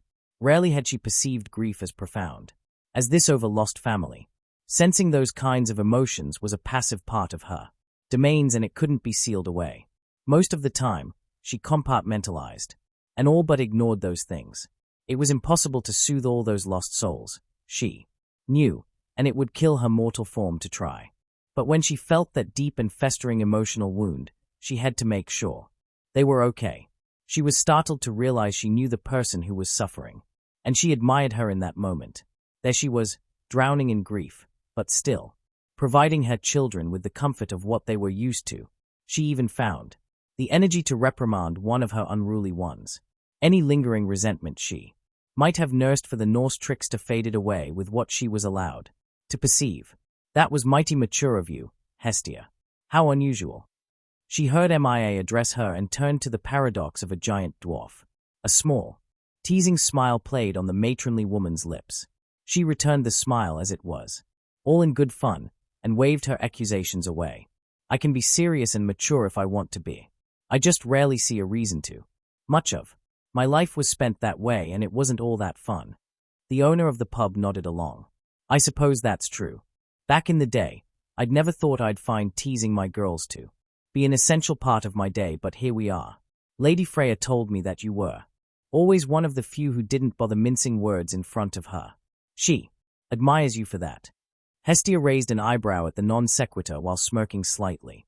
Heffy warned her of several seemingly harmless figures in the city who were actually strong, dangerous, or both. MIA Grand, former captain of the Freya Familia, ranked quite far up there for both. She had no problems with her identity. She judged people not by their patron deities, but by their personalities and deeds. You can tell your goddess that that's awfully arrogant and ignorant. While the former fits her well, the latter doesn't, usually. There are far stronger divine beings out there that I treat much the same. She's not even in the top 10. The amused twitch she earned for that remark went a long way to improve her mood. Fulfilling her purpose for this visit would go even further on that front. She pulled out a small booklet and a pen. Now, why don't we continue to compare notes? If you like one of the recipes I have with me, I wouldn't mind letting you put them on the menu, as long as I get a cut of the sales, of course. This pub prided itself in offering Orario's equivalent of home-cooked meals to those who braved the dungeon regularly. Most of them didn't have the time for romance, and they missed that particular comfort at home, making the hostess extremely successful. Now, who knew more about home-cooked meals than the goddess of home and family herself? MIA Grand clearly understood that fact. If the excited gleam in her eyes was anything to go by, I might just secure another source of revenue today, and I'll get to see the joy in those eyes haunted by the dangers and horrors of the dungeon, provided by the food invented by yours truly. A satisfied little smile played on her lips as she exchanged pointers with the dwarf of questionable ancestry. Tilda Bell Tilda. I tell YA, trash is trash after all. The words of the drunk werewolf from the day before echoed through her mind as she ripped through another war shadow. She knew she shouldn't let it get to her, but wasn't it true? Without Ragnar risking his life not just once but twice, she wouldn't have been capable of killing those two bovine bastards.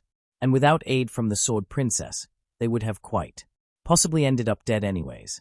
She channeled her frustrations into her assault as she pushed off the wall and decapitated another shade in passing as she angled her dagger to pierce through the head of the one behind it, killing them near simultaneously.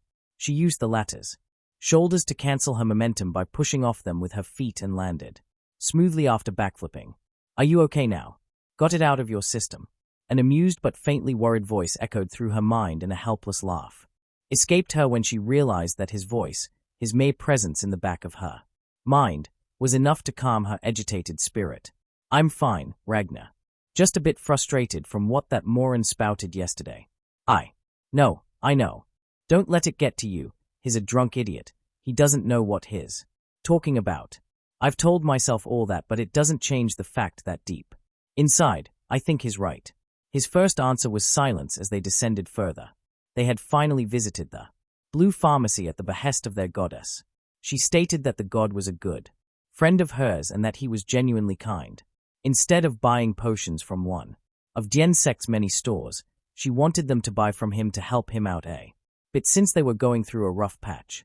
Her reminiscing was interrupted by his thoughts on her earlier confession. Look, of course he's right. You've been in Orario for less than a month. You searched for a familiar for a third of that time. You are diving for less than 3 weeks.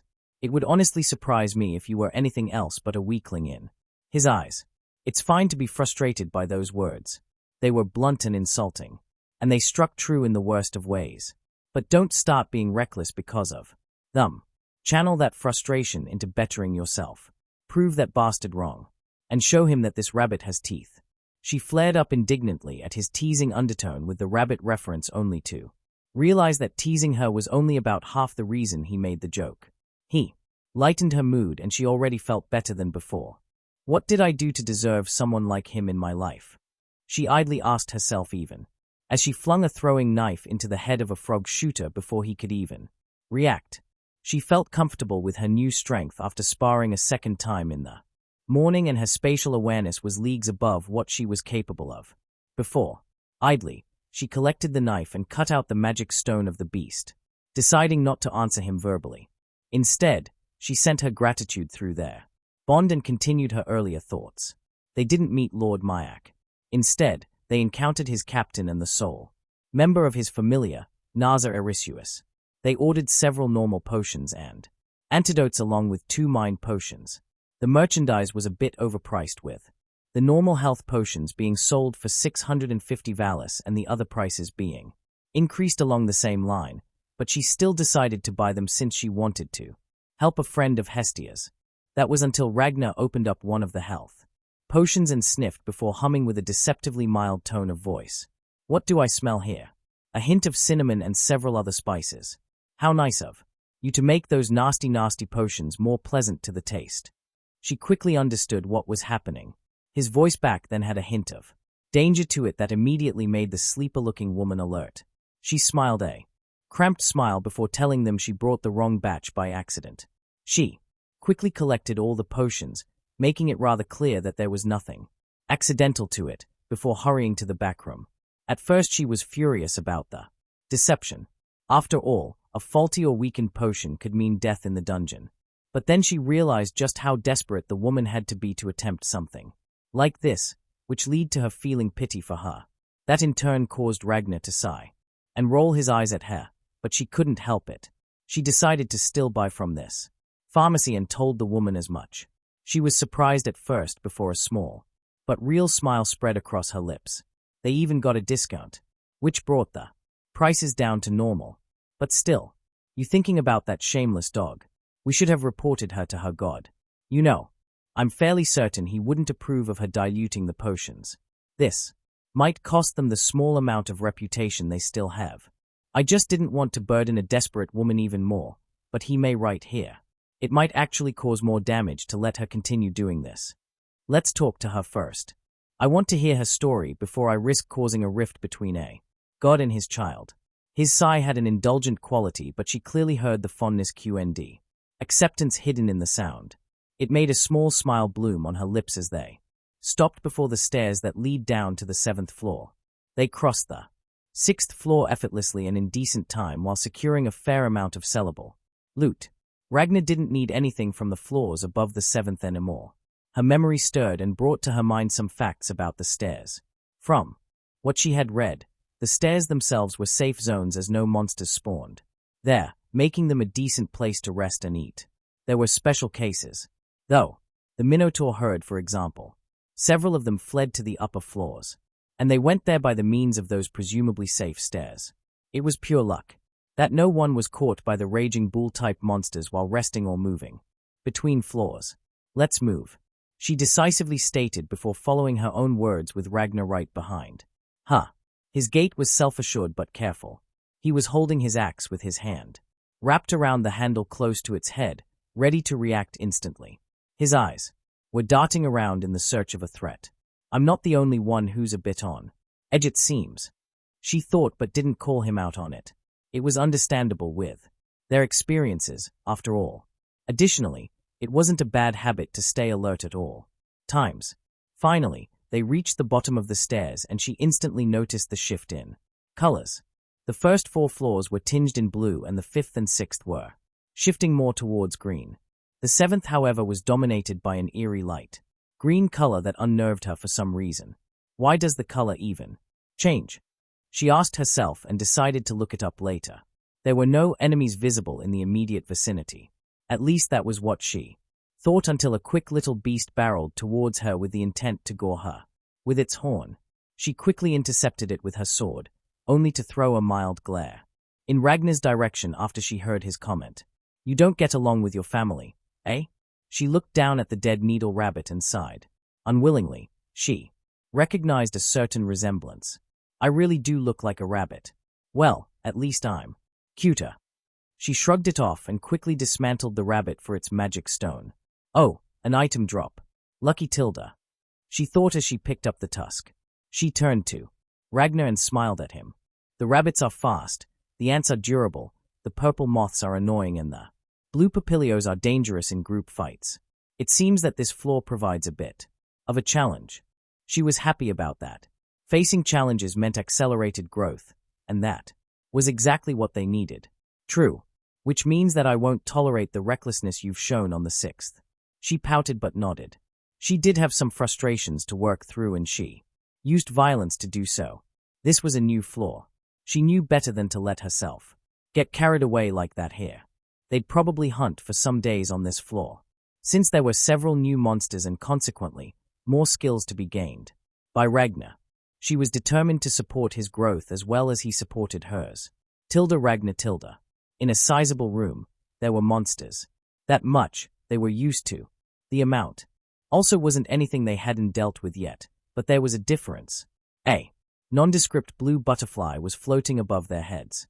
3 needle rabbits, 2 purple moths and a single killer ant, though that last one wouldn't stay alone for long if it lived long enough to call for help. Can you take out the papilio? We need it at least grounded. The rest shouldn't be too much of a problem, and if we time it right, we might even be able to farm this spot for a while since the chamber has only a single entrance. She instantly understood what he meant and nodded thoughtfully. They'd still need to be alert in case something spawned inside, but those were usually just single or double spawns, nothing to worry excessively about. The ant, they'd injure badly. Enough to make it panic in addition to immobilizing it. Voila, a farming station was created.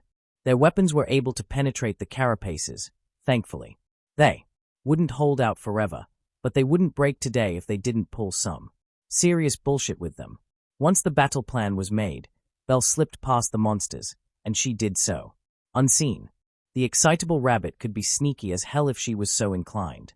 Once she was in position, she signaled him the okay.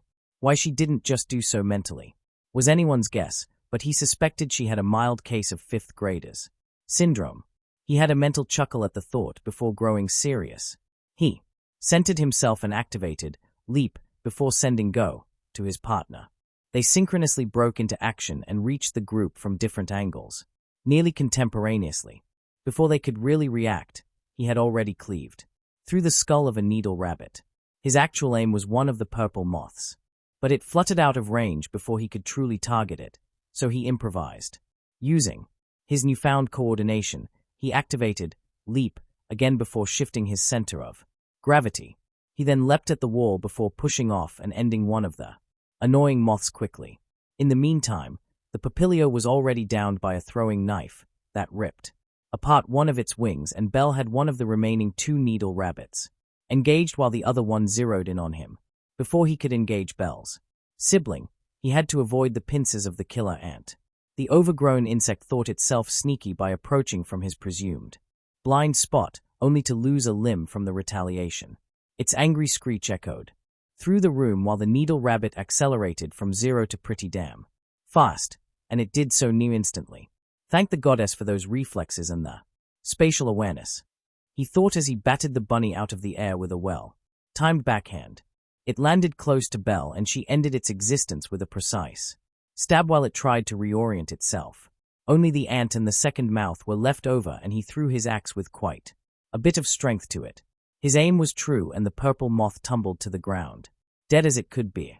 Belle quickly snuffed out the papilio and carefully positioned its corpse further in the back to make sure it had survived the following massacre. While he kept the ant busy, he relieved it of its limbs and punched it a couple of times while avoiding the copious amounts of acid it spat in their general direction, until it released its panic pheromones. He had olfactory enhancement active, and smelled it the instant it was released into the air. Let the slaughter begin, he decreed imperiously as the first killer ants scuttled into the room only to meet their unfortunate demise. To spare his axe the workout, he took to using his nails in tandem with horizontal sweep and stealth attack, since it was enough to penetrate the carapaces. It was slightly painful when he fudged up the angle, but he managed and learned, lessening his mistakes. The monotonous slaughter continued for a while, with some other monsters thrown in every now and then when they accidentally stumbled into the room or spawned at their backs, until they deemed it enough and ended the pitiful ant that unintentionally facilitated war crimes on its race. They silently harvested the corpses, and he threw some of the magic stones into his mouth. He was growing a bit hungry, and he had no doubt Belle felt the same. Concentrating on his monster-based instincts for a moment, he searched out the next spawn-free zone and realized that it was close by. Well, that was a thing. Nothing to celebrate a first dive into the 7th floor than artificially creating monster parties. Let's take a break. The next safe zone is right around the corner, and we need to eat something. Belle easily agreed, and they made their way over to relative safety after collecting the loot. Luckily, the zone was a small chamber, so they could just sit down with their backs to the wall while keeping the entrance in their eyes to keep watch. Belle had an anticipatory gleam in her eyes as she took her packed lunch into her hands. Their goddess made it, and Belle smiled all the way to the dungeon about that fact. Despite her irritated mood, the moment she opened the lid of the sizable container, an absolutely delectable smell spread through the chamber, and he sighed. He'd like to have some of that too, but for efficiency's sake, he decided to stick to loot in the dungeon. It had been a while since he got a skill, and consumption of monster parts, stones, and drop items did increase both of their excelia gain through the various interactions of their skills. A skill gained, poisonous powder. Production type skill. Allows you to produce a poisonous powder by rubbing two surface areas of your body against each other while keeping the skill's activation firmly in your mind. Cost, moderate amount of mind. Skills learned from this enemy type, 101. Speak of the devil. He mused as he read the description. This was a very useful skill. It was also a nice boost to their potential revenue. This powder was well liked by alchemists and had a stable price since it was needed for several different brews, and he could produce it in a way that kept it off the ground, which minimized the impurities. Finally got one of our target skills, and thankfully, it's exactly like we suspected. He told Belle, and she looked over curiously. It's the poison powder one, right? The papilio should give you its skill too, since it's a rare spawn. Naza and Lord Mayak will be happy to have a stable source for both of those ingredients when you get the second one. She still insisted on selling to them even after the Chienthrope tried to scam them. He nearly sighed, but understood that this was just her forgiving nature. He'd give the one-armed bandit another chance, but if she blew that one, he'd be more forceful. With his opinion, he decided. They ate in silence and rested for a bit. And if they sat closer to each other than strictly necessary, neither of them mentioned it. Right. Let's get a move on. We have some hours to burn still, but our backpacks are kind of full. Wanna continue or end the day early? Belle perked up from where she'd leaned against his shoulder and jumped to her feet like an excited bunny. The food and the quiet affection seemed to have energized her. It definitely did wonders for her mood. Let's return early. Mum will be happy to spend some more time with us, and we can try out the idea you had.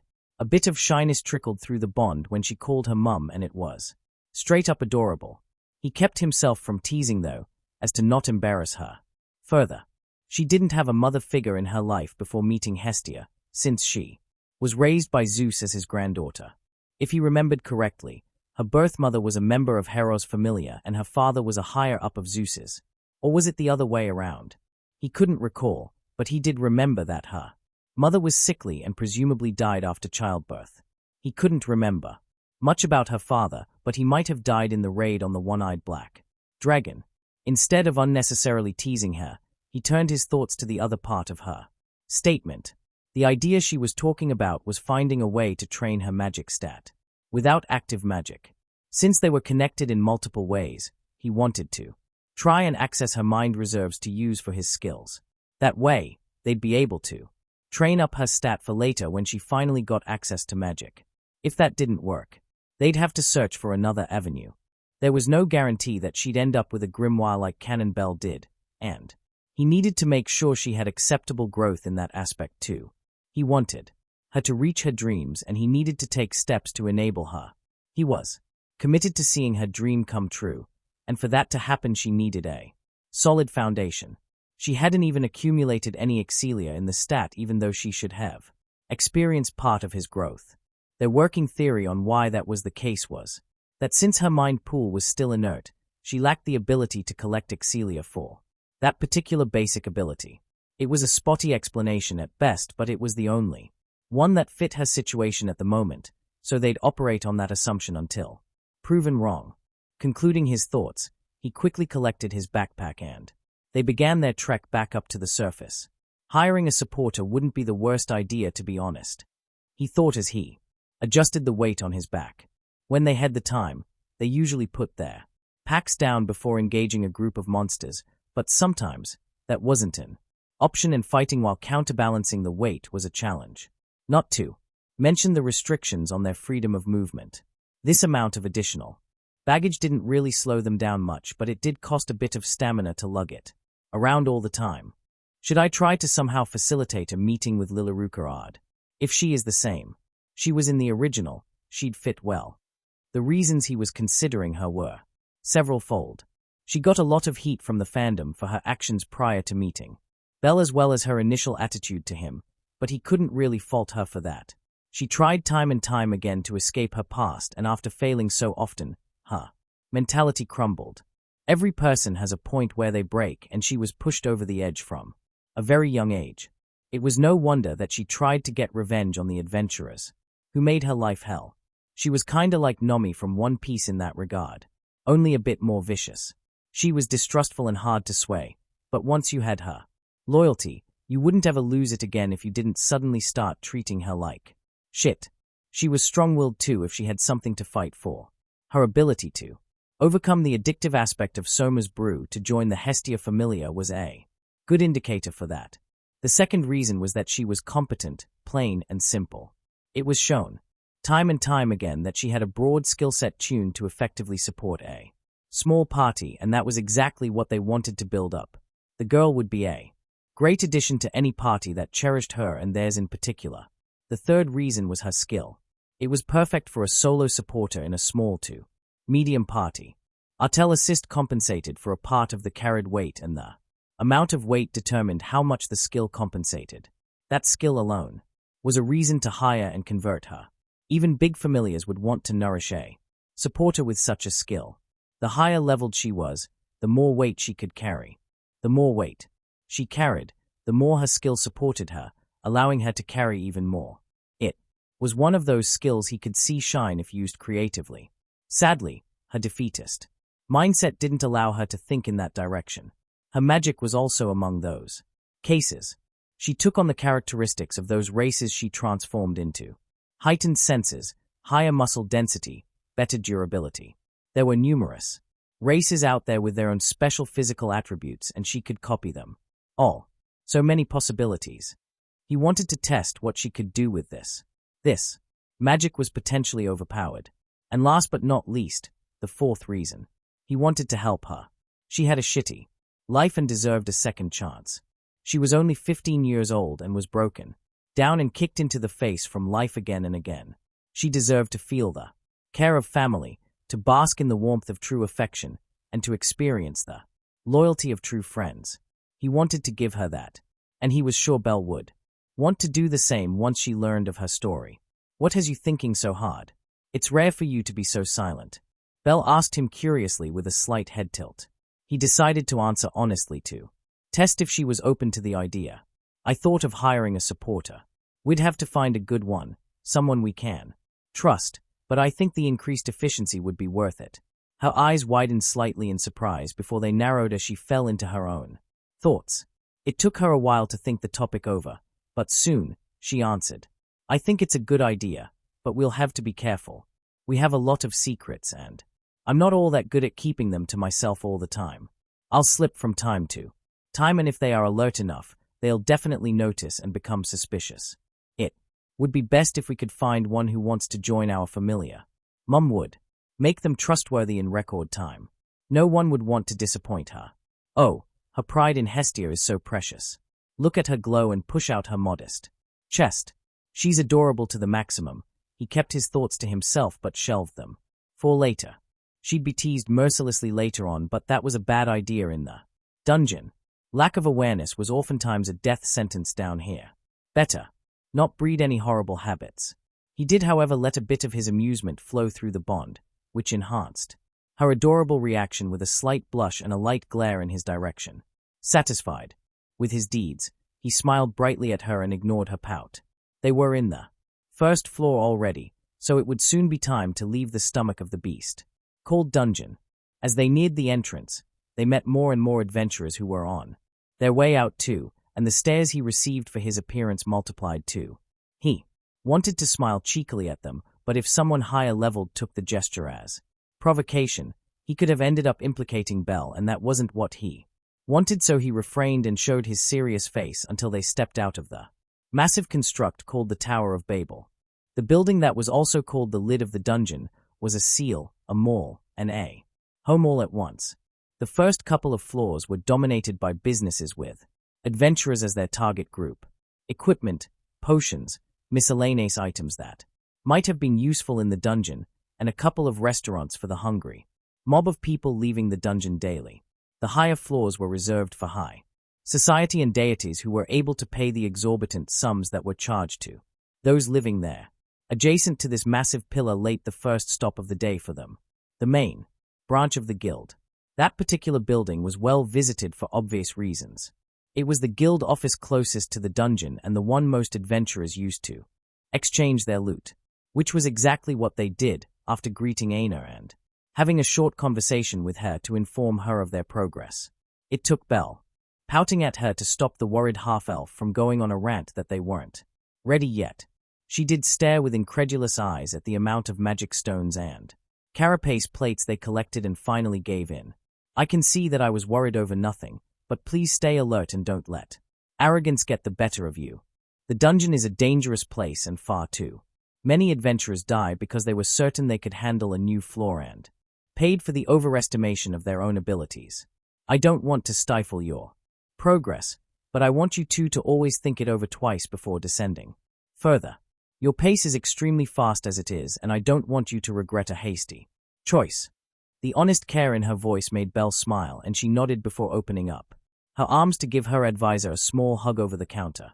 The usually disciplined and quite stern woman looked around if they were being observed before accepting the gesture with a smile of her own, after which she sent them off to the exchange counter, offloading the part of their loot that stemmed from those creatures he already collected all skills from, and some of the ant magic stones and carapaces netted them 67k valis, a respectable sum for such a small part of their earnings. Their next stop was supposed to be the hostess to buy some food for their goddess. He loved her cooking, but he didn't want her to work the entire day only to have to stand in the kitchen as soon as she reached home. The least they could do was getting some takeout if they came back early. They took some shortcuts through the back alleys since they were confident that they could deal with most of the scum lurking there should they try something. It didn't take them long to reach the last few alleyways that led to the hostess, and that was when they heard a threatening voice a bit ahead. "Heh, nowhere to run, you little rat. Thinking you can steal from me? I'll show you just how bad that idea was. You know, it's been a while since I've got some, and I've never tasted a palum before. How about you compensate me with your body? I wonder if you are as tight as you look." Those words were enough to trigger both of them into action. She quickly dashed forward and found the scene they overheard in a small side street, and he was right behind her. Without losing any of her speed, she wall jumped the guy. He was a Level 2 from the way he reacted to the attack, but from his movements, it wasn't anything they couldn't handle. The Minotaurs were far scarier and had substantially less weak spots. He ignored his suspicions as to who they were saving and acted in tandem with Belle. She used the thug's counter to quickly disengage and place herself in between the girl she was determined to protect and the guy who just threatened to do something unforgivable.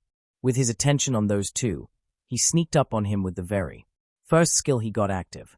He also activated stealth attack for some extra sharpness and intimidation factor as he hooked his axe on the guy's throat. He stiffened with wide eyes and immediately began to spout nonsense. Hey, no need to go that far, right? We are all friends here. Well, except for that filthy thief over there. Stealing from honest adventurers while only being a parasite. Calls herself a supporter but ends up betraying the people who hired her. Out of the goodness of their heart. You don't want to defend something like that. Right. Tilda Lilaruka ad tilde. A single wrong turn was all it took. Escaping a level 2 with her meager stats wasn't easy at all. That and the stress of forgetting to use a disguise in combination with the beating she suffered some days ago lead to her current situation. Cornered. In a dead end by someone much stronger than her. And he had a grudge. I knew I shouldn't have risked it, but I needed the money to fulfill the monthly quota. She thought miserably. She lamented bitterly the fact that her own mind betrayed her by leading her into this situation. She should have been more careful, more aware. She knew better than this. Suppressing a sigh, she readied herself for the beating that was about to come, only to freeze up in dread at his words. Heh, nowhere to run, you little rat. Thinking you can steal from me? I'll show you just how bad that idea was. You know, it's been a while since I've got some and I've never tasted a palum before. How about you compensate me with your body? I wonder if you are as tight as you look. She felt as if her whole body was submerged in icy cold water. Her eyes widened in horror when she registered what he'd just said. Was she going to suffer from the one thing she'd avoided until now? Zani's always hinted at the possibility of her making money that way. In his words, her figure catered to special tastes and those clients were willing to pay extra. She truly hated the bastard, but he was a strong and established level 2 with a shrewd mind. What could a weak little supporter like her do to him? And now I'll suffer what I fought against all this time? Will I lose my innocence in a back alley caked in filth by the hands of that dirty, middle-aged adventurer? Not that I have been innocent in a long time. Maybe this is karma.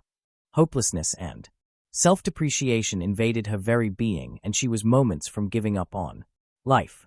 She didn't have her magic sword on her because it was a bit too big to properly hide on her body without her giant backpack to distract the eyes. She had no possibility to get out of this. No backup plans. Just as she was getting ready to fight, with the intent to at least take this bastard's cock with her when she died, something absolutely unexpected happened. A rabbit. She thought confusedly when something white and red flashed before her eyes. Someone attacked the adventurer in front of her and placed themselves in front of her. Someone saved me. The concept was foreign to her. It evaded her mind. There was never anyone. No one would stick out their head to protect her, and the best she could hope for was cold indifference. There were some members of the familia who didn't approve of Zarniz's methods, but they were either quickly silenced or put under the sway of her bastard god's wine. But now, there was someone who willingly put themselves in front of her. And she wasn't alone, as the sudden appearance of an axe blade at the level 2's throat attested to. Suddenly, the slightly panicked voice of the threatened guy pulled her from her thoughts. Hey, no need to go that far, right? We are all friends here. Well, except for that filthy thief over there. Stealing from honest adventurers while only being a parasite. Calls herself a supporter but ends up betraying the people who hired her. Out of the goodness of their heart. You don't want to defend something like that. Right. This was the moment she'd be abandoned again. It was nice as long as it lasted. She thought sardonically, already giving up hope, only to realize that neither the girl in front of her nor the axe had so much as moved a centimeter. That was when a presence spread out. She couldn't describe it, really, but it felt angry, furious, ice-cold and red-hot at the same time. But not at her. Instead, it felt as if the anger was on her behalf, which was a ludicrous thought that she immediately tried to bury. That small spark of hope was annoyingly persistent, though. You know, I dislike thieves. But they usually have their own circumstances. Being born into the trade, orphaned at a young age, forced by those stronger than them, having to make ends meet, lacking any other skills. There are manifold reasons that while not excusing their deeds, it makes them at least understandable. What I dislike far more are sanctimonious little shits like you. The hope in her chest flared up at those words.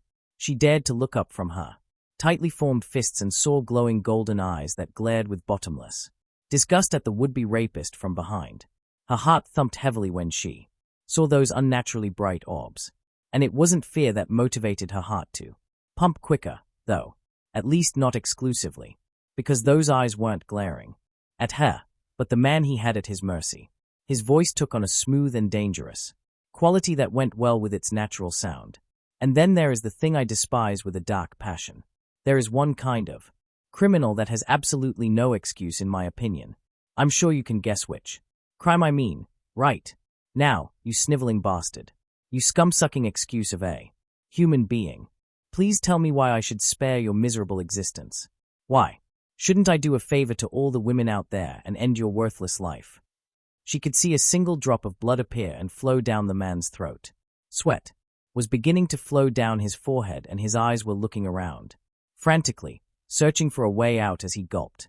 His eyes lit up when his frantic gaze found the girl between him and his former target. Desperately, he shouted, "Look, do you really want that little girl to witness a murder? And the guild would also hunt you. Killers always have a bounty on their heads, no matter the reason. I won't talk about this. Please, just let me go. She can even keep the money.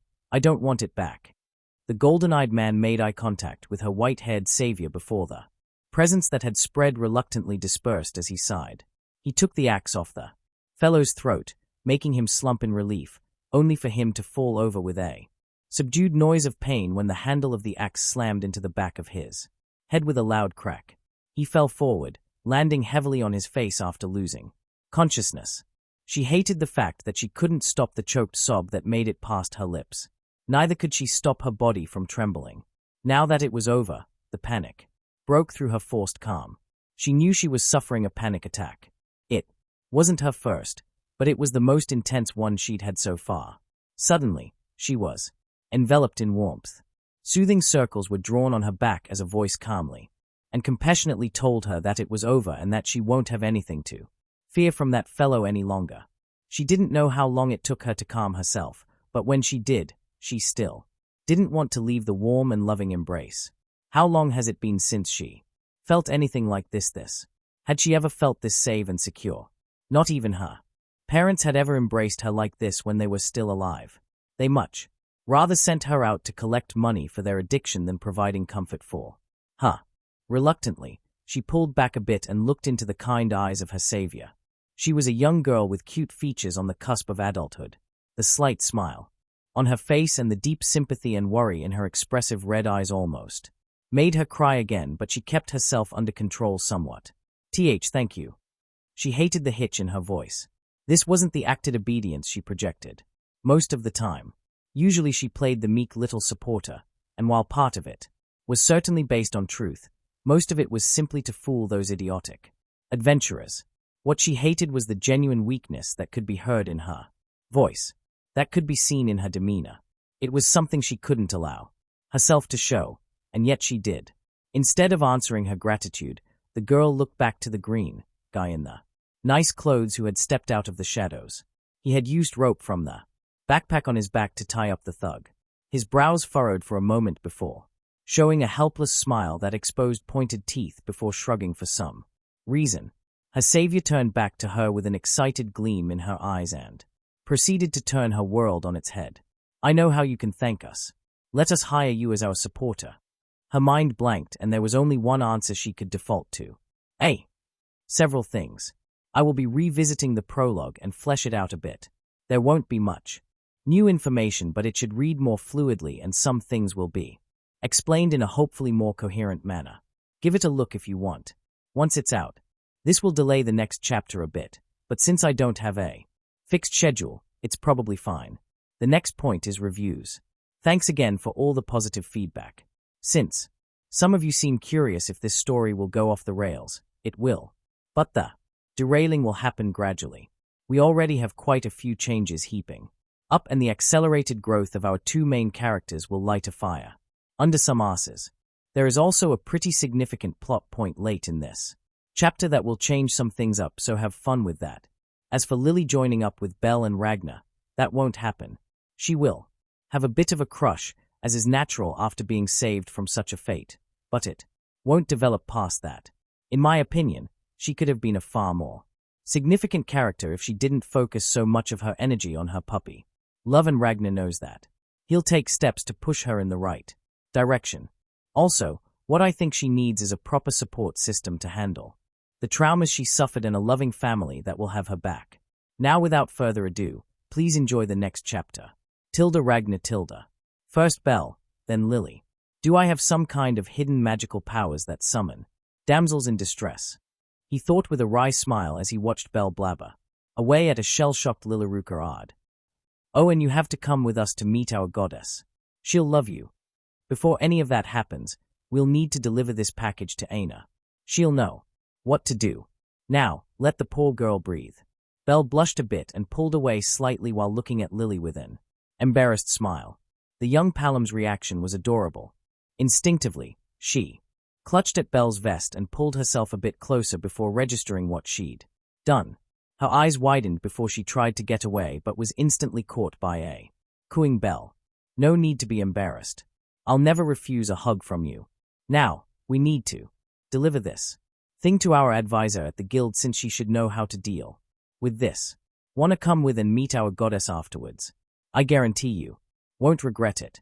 Is it wrong that I find Belle's disgust towards that piece of shit a bit hot? He mused to himself as he continued watching them in silence. Lily looked at her with an unreadable expression as they knelt in the filth of the back alley. Do we really have to have all those heart-to-hearts here? It's not a pleasant place. He thought a bit grumpily as he looked around, but didn't interrupt them. Lily hadn't said anything since the initial and he didn't want her to suddenly pull a vanishing act on them. She was the one who finally broke her silence. Why? She asked with furrowed brows and a guarded expression. He was right, you know. Lily is nothing but a parasite. All supporters are. You clearly heard what he said. He's an adventurer. Why would you try to hire Lily even though she stole from and betrayed another one of your kind?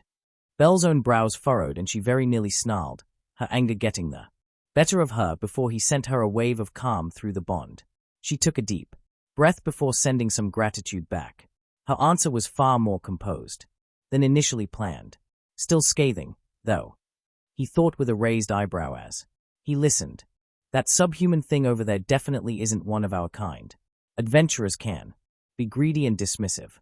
Callous even. I know that, and I've seen how some of them treat supporters. It's plain wrong to do so, but what this guy planned to do is far worse than that. He isn't an adventurer. He's a predator of the worst kind, preying on the presumably weak. You and your worth are far above anything he will ever amount to. Her expression shifted into a gentle one with a little smile and soft eyes as she pulled the little girl, who was probably a few months older than her, back into her arms. I want you to support us. I know you won't betray us if we don't betray you first, which will never happen. I can see it in your eyes. Your past doesn't matter. What's important is what you make out of your life. Strive to be the person you want to be. Her blindingly enthusiastic smile turned into a pout when Lily suddenly spluttered out a laugh. He found it amazing that she managed to make the traumatized girl laugh, but she clearly didn't share his amazement as she looked mightily put out at the reaction. After Lily's slightly hysterical laughter ebbed away, she explained with an apologetic smile. Lily is sorry for laughing at you, but that was so corny. She couldn't suppress it. If it makes you feel any better, Lily does feel inspired by your words. Now, would it be possible for Lily to learn her savior's names? Belle's eyes widened when she heard that question and she quickly grabbed onto Lily's hands. Oh, I haven't even introduced myself and already tried to hire you. I'm so sorry. The name is Isabel Cranell, but feel free to call me Belle. The green grouch over there is Ragnar. It's nice to meet you. He gave her a lazy wave as he shouldered the bound bastard. It was time. He addressed them and tried to get them to hurry a bit. Nice to meet ya. Now, can we please continue this conversation while backtracking to the guild? I don't like this area much, and I'm sure Lily feels the same after what happened. Why do you keep talking about yourself in third person? By the way, he directed his question at the Paolum. He vaguely remembered the reason being something about respect towards her betters, but didn't remember well enough to understand her meaning. Lily shows adventurers that they are worth more than she is this way. It shows that Lily is aware of her place in this world. We supporters are weak, and all we can do is leech off of those who work hard in the dungeon. There isn't much to it. She shrugged, and he looked at her with complicated eyes. He could see that she really thought that was the case. She held a deep resentment against adventurers, but her sense of self-worth was shockingly low. He couldn't let something like this pass. That's bullshit, he stated bluntly, much to the shock of both girls. Belle had rarely heard him curse, and always reacted like this when she noticed him doing so, and Lily didn't know how to deal with his words since she didn't want to refute him, but had a different opinion. He decided to elaborate as they made their way back to the guild. I know for a fact that the Loki Familia has several active supporters at level 3, and one guy who regularly takes the role is even level 4. Put your average adventurer next to them and you'll find them severely lacking. People who underestimate the worth of a good supporter are morons of the highest order. He took a moment to collect his thoughts and letting his words sink in before continuing. For a party to run smoothly, someone has to do the legwork. Collecting loot, carrying tools and other supplies, keeping an eye out for ambushes, and so many other little things that split the attention of an adventurer. Having someone designated to that role who knows what they are doing is worth their weight in gold. They are the lifeline of a functional and successful adventuring group. He turned his head to look into her eyes and saw that she was staring at him wide-eyed. This was probably the first time she heard those words. She was treated horribly by idiots who just started out and veterans with an unnecessarily big head. Having someone acknowledge her work as not just useful but essential must have been a bit of a blow to her mentality. Taking pride in your skills isn't a bad thing. That goes for both you and the adventurers you work with. But let's be honest here. If you haven't heard those words before, then you worked exclusively with brain-dead imbeciles. It could of course be that you are just incompetent, but I get the feeling that that isn't the case. Quite the opposite, really. I guess we'll see tomorrow in the dungeon how well you hold up, right? She was floundering for words for a moment before settling to simply nodding. In the back of his mind, he could feel Belle's glowing pride, and it made him slightly self-conscious, but he shook it off and continued to lug the subhuman on his shoulder around. Belle kept some form of physical contact with Lily the entire way back, sometimes pulling her into a side hug while talking at her, and at other times simply grabbing her hand and refusing to let go.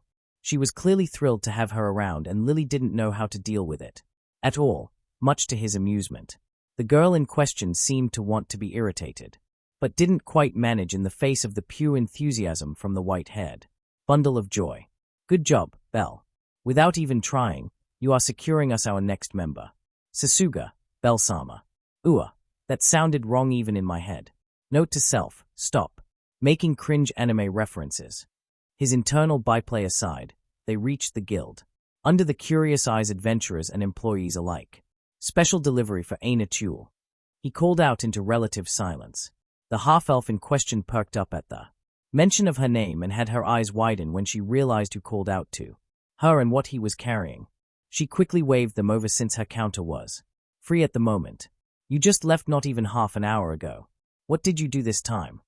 She whisper-shouted with a wary glance at the package full of subhuman excrement. He gifted her with a not-so-pleasant smile as he explained. Oh, we were just minding our own business when we met this nice fellow. His voice was dripping with sarcasm, and she clearly noticed if the twitch of her lips was anything to go by. He continued to explain. We decided to get some food for our goddess and were on our way to the hostess to get some takeout for her to enjoy after a hard day of work when we listened in, as this chap tried to force himself on a young girl. See, we are upstanding citizens. As such, we couldn't turn a blind eye and subdued him.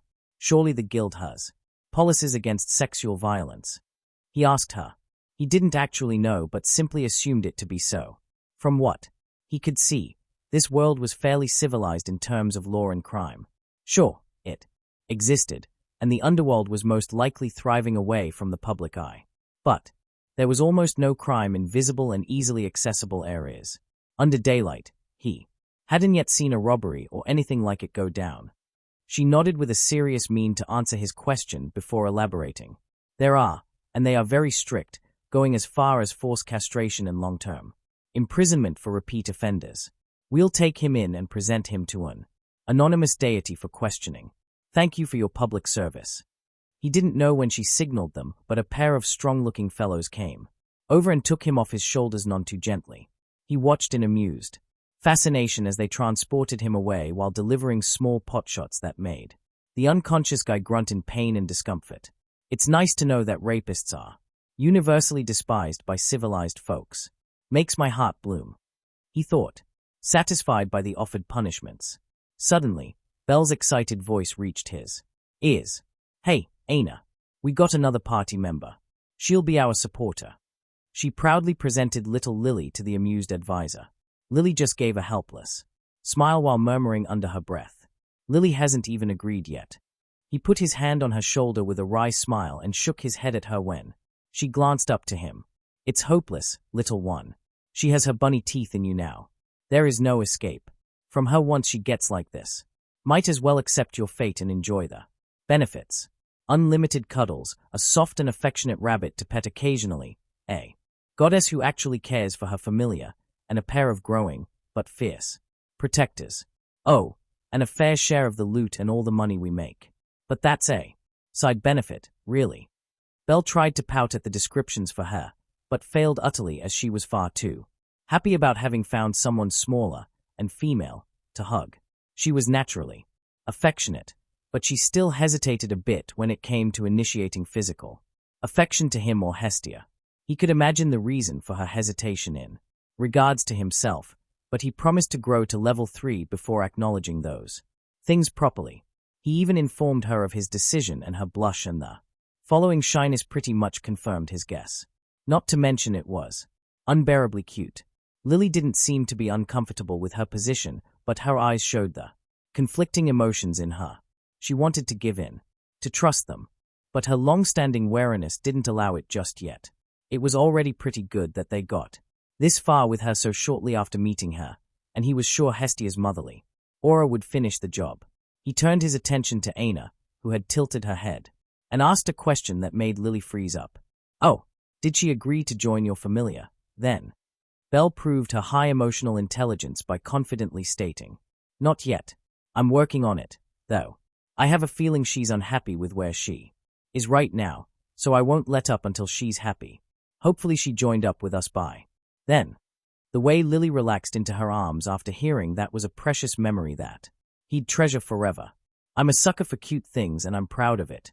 He acknowledged internally while keeping his stoic facade on the outside. Judging by the amused side-eye from Aina, he failed that task, but he was glad she lost enough of the wariness she had against him from his monstrous origins to tease him like this. They exchanged some more pleasantries with a tease or two thrown in between. Before they left, Lily tried to find an excuse to split, but Belle stayed stubborn and basically forced her to come with them, much to his exasperation. He would have had unkind words with her if Lily didn't look relieved for some reason. They ended up skipping takeout and decided to cook something together while waiting for Hestia to return. His thoughts went to their living situation.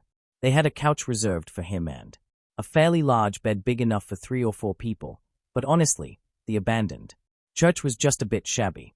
Even the basement, which was in a decidedly better condition than the rest. We'll have to save up for renovations. With today's earnings, we have around 140K on the side. He calculated in his head and thought over what they'd need to make the building livable and decently comfortable. They'd need around $1 million, maybe double that if they wanted high-quality work. They'd have to specify that they wanted to expand later on to make it easier to build on what they'd have. Maybe we can enter a continuous contract. Slightly cheaper work for the guarantee to hire the same familiar for the expansions down the line. He mused as the church came into sight.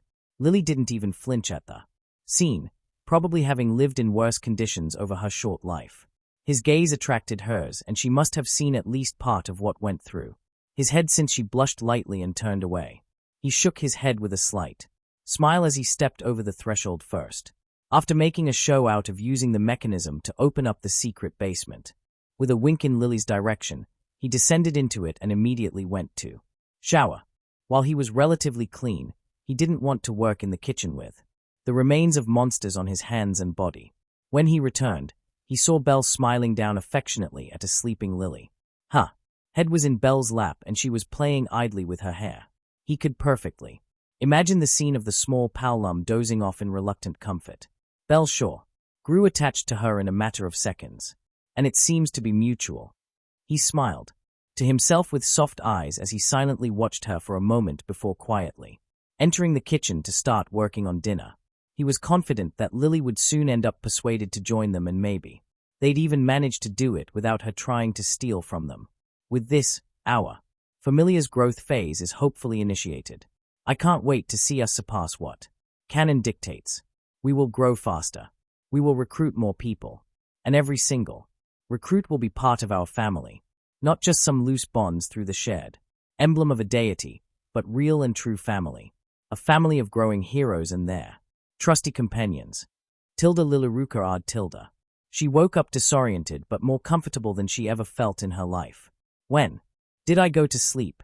Her sleep-drunken mind asked itself before everything came rushing back to her. Instantly, she was wide awake and alert. She tried to move, but something had her ensnared.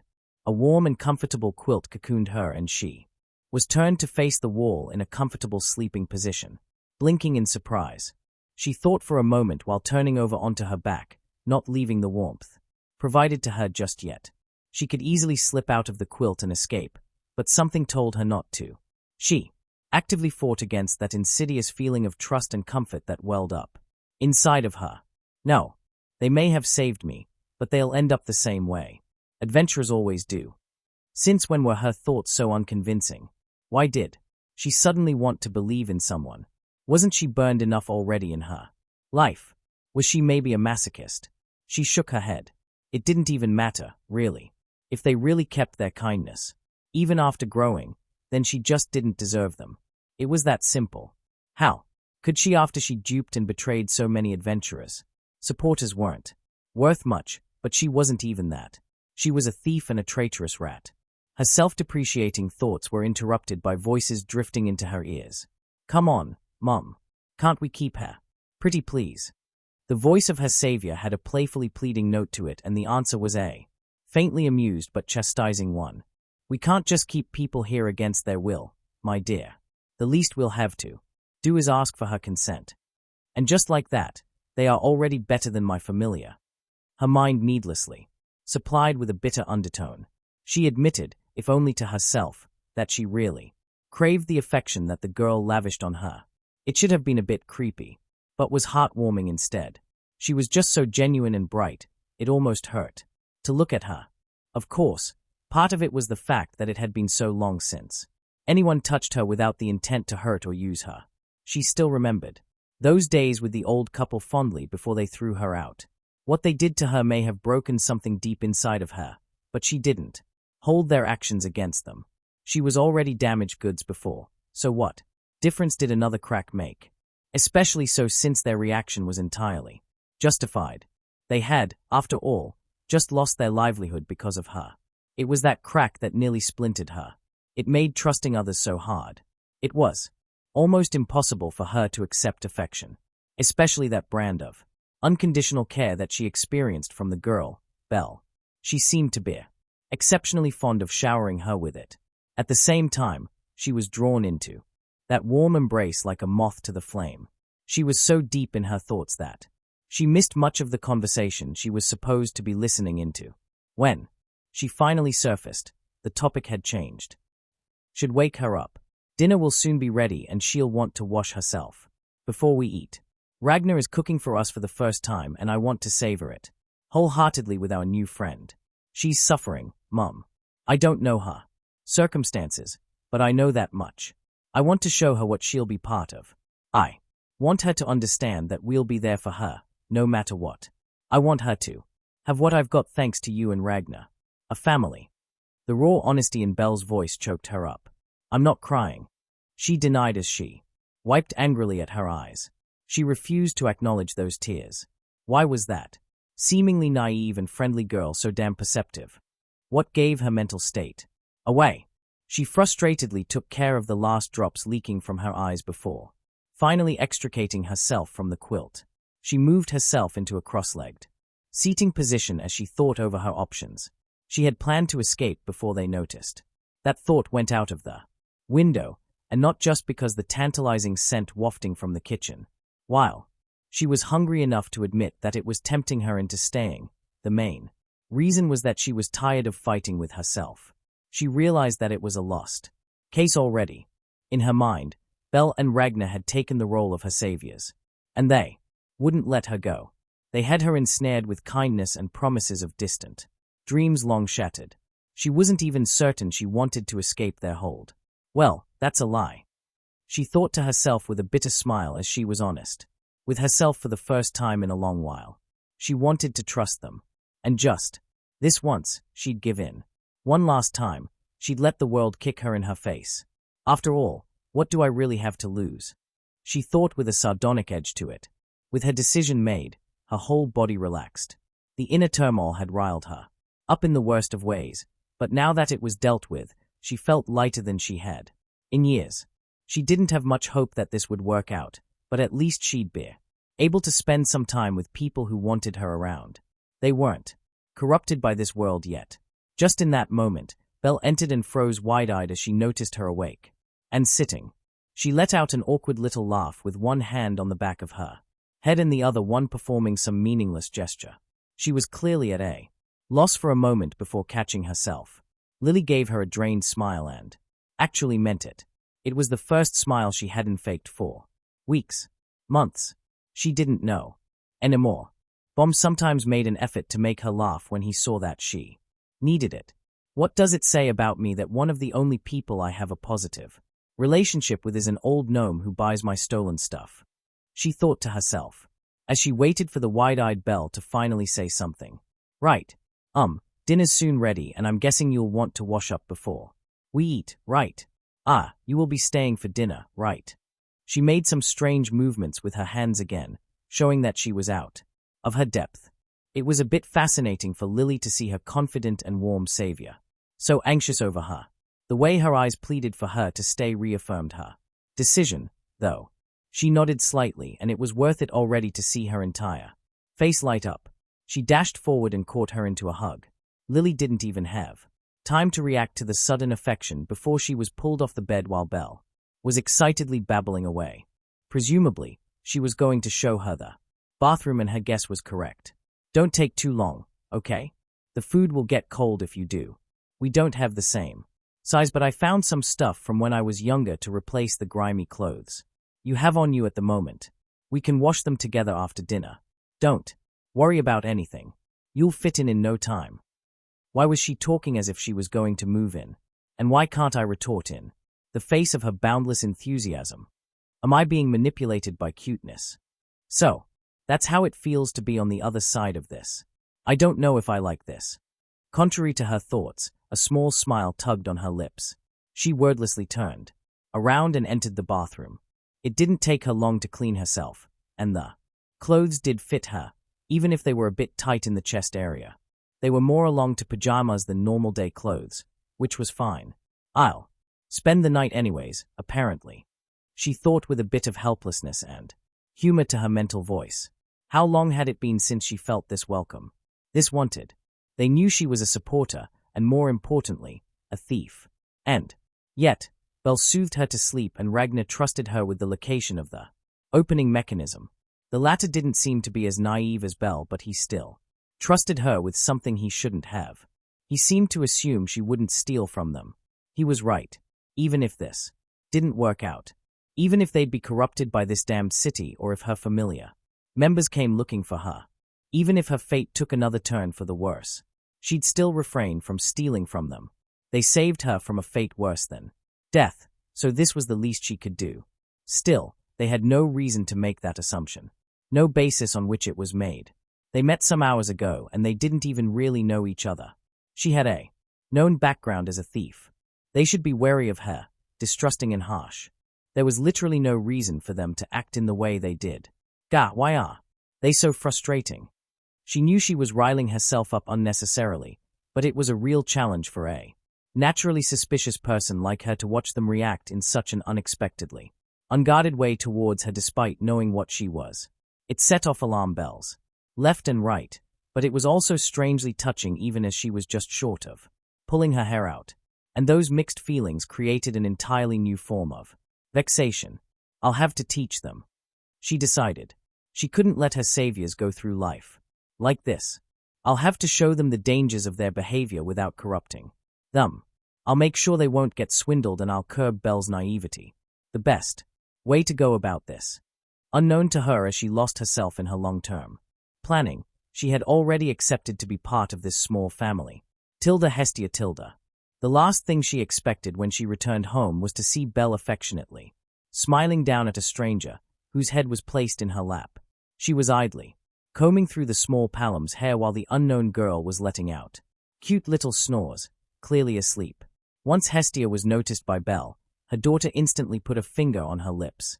Before gently maneuvering the girl from her lap, she then proceeded to delicately wrap her up in a quilt while being careful to not wake her before placing her in a comfortable sleeping position. Only then did she silently leave the room. Hestia followed her, curious about the story behind all of this. Without needing to be prompted, Belle told her what happened. Poor thing. No one deserved to be treated like that. But still, a thief. She thought a bit pensively as she put her hand to her chin in thought. She trusted her children, and if they thought it wasn't a problem to bring her here, she wouldn't reprimand them without reason. But she needed to caution them, especially Belle. Not everyone was as pure as her. She couldn't take her own reaction to things as the rule since she was an exception. She was naturally compassionate and tried to see the best in people. It was a characteristic Hestia shared with her daughter, but it was also a rare one. Most people were more egotistical, more self-centered than that. She knew that Belle wasn't as naive as she appeared to be, but she wasn't yet jaded against the darkness that lurked in every bigger city. As a positively ancient goddess, she had seen the true depths of depravity that the mortal races were capable of. She had, however, also seen the heights they could reach. They had the potential for unspeakable evil and immeasurable goodness.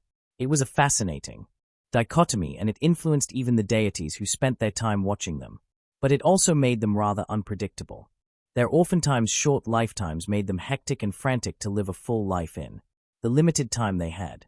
This counted doubly so for the truly short-lived ones, such as humans. Without a fauna raising their life expectancy, they usually ended up with around 70 years. Some lived longer and some drastically shorter. She shook her head and pulled herself from that particular tangent. Her eyes sharpened and she looked her daughter deep into her eyes before she found it. That silent determination. She already decided. If I forbid it, she'll be willful. She'll compassionately stand her ground with righteous fervor.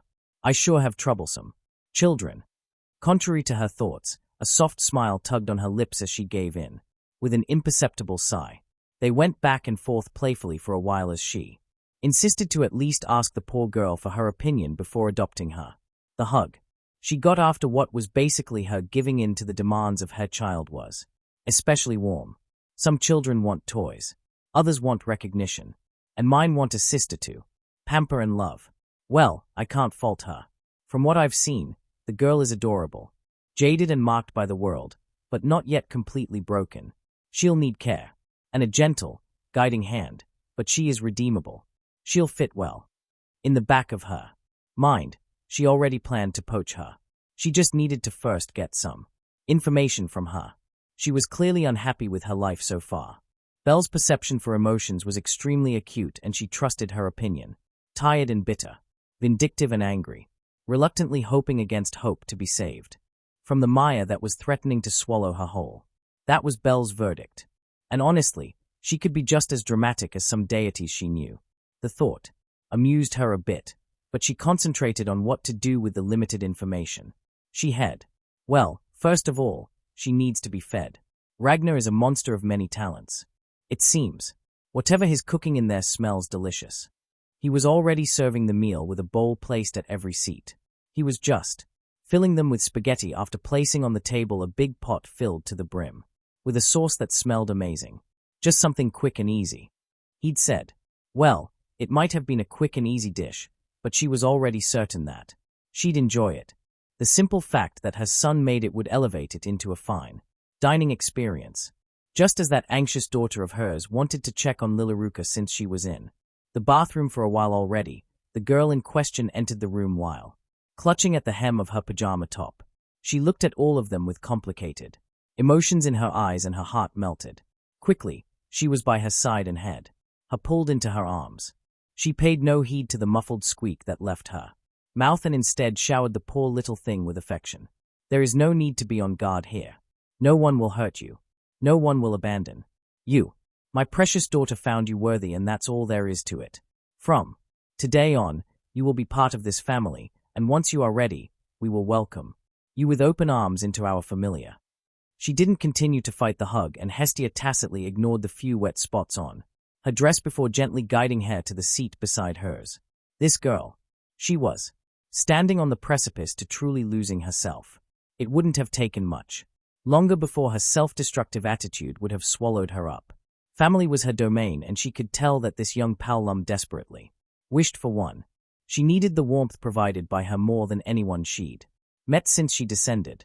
Oh, I'll be so protective over her. I'll need to be careful to not hover too much. I want to keep her in my arms and protect her from the cold, harsh world, but she'd see it as an insult. She survived on her own all this time, and, despite her wishes, she is an independent young woman. All I'll be able to do is giving her a safe haven to return to. She nibbled on her bottom lip in agitation. When she realized that she wouldn't be able to do much more at the moment. I'll have to trust my children. They'll keep her safe. I'll provide the warmth of genuine family and a home that will always be open to her. I have to rely on Belle and Ragnar for everything else.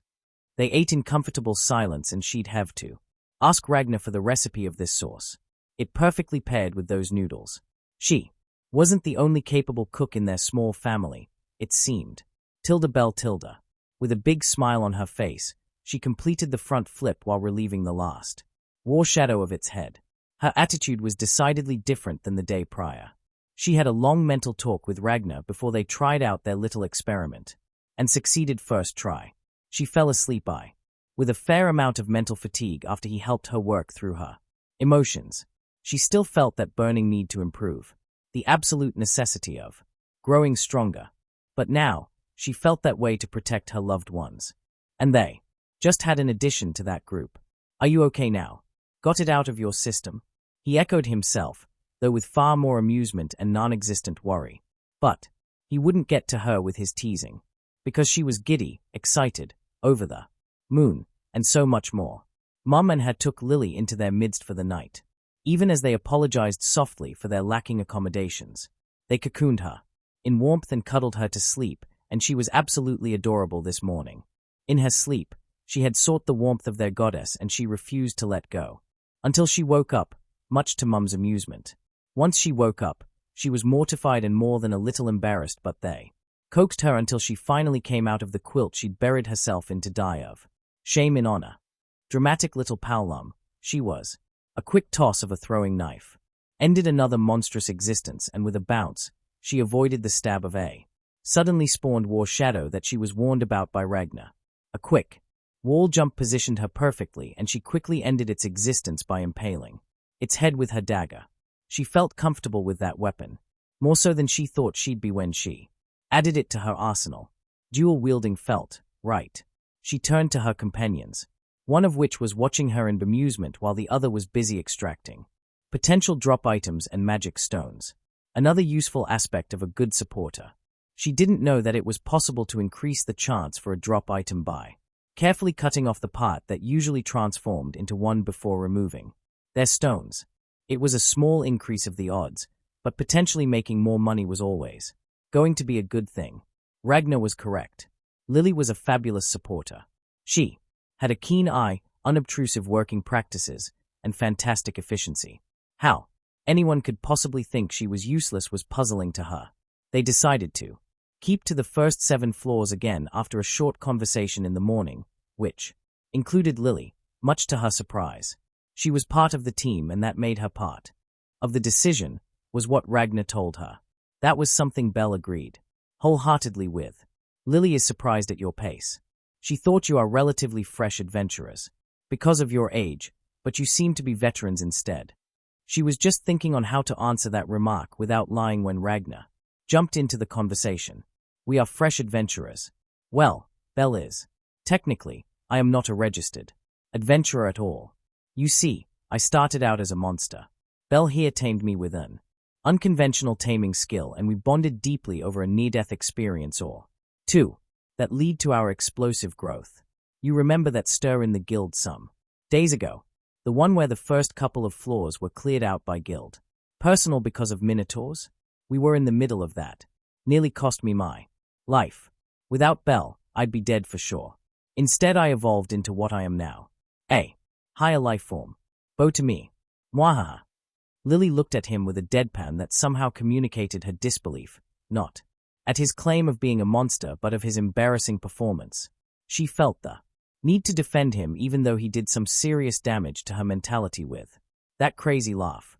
Ragnar may be a bit deranged, but he was always more than a goblin. In our first meeting, he saved my life, and the reason he almost ended up dead against the minotaurs was also to give me a chance to survive. He isn't just a tamed monster. He is my partner and companion.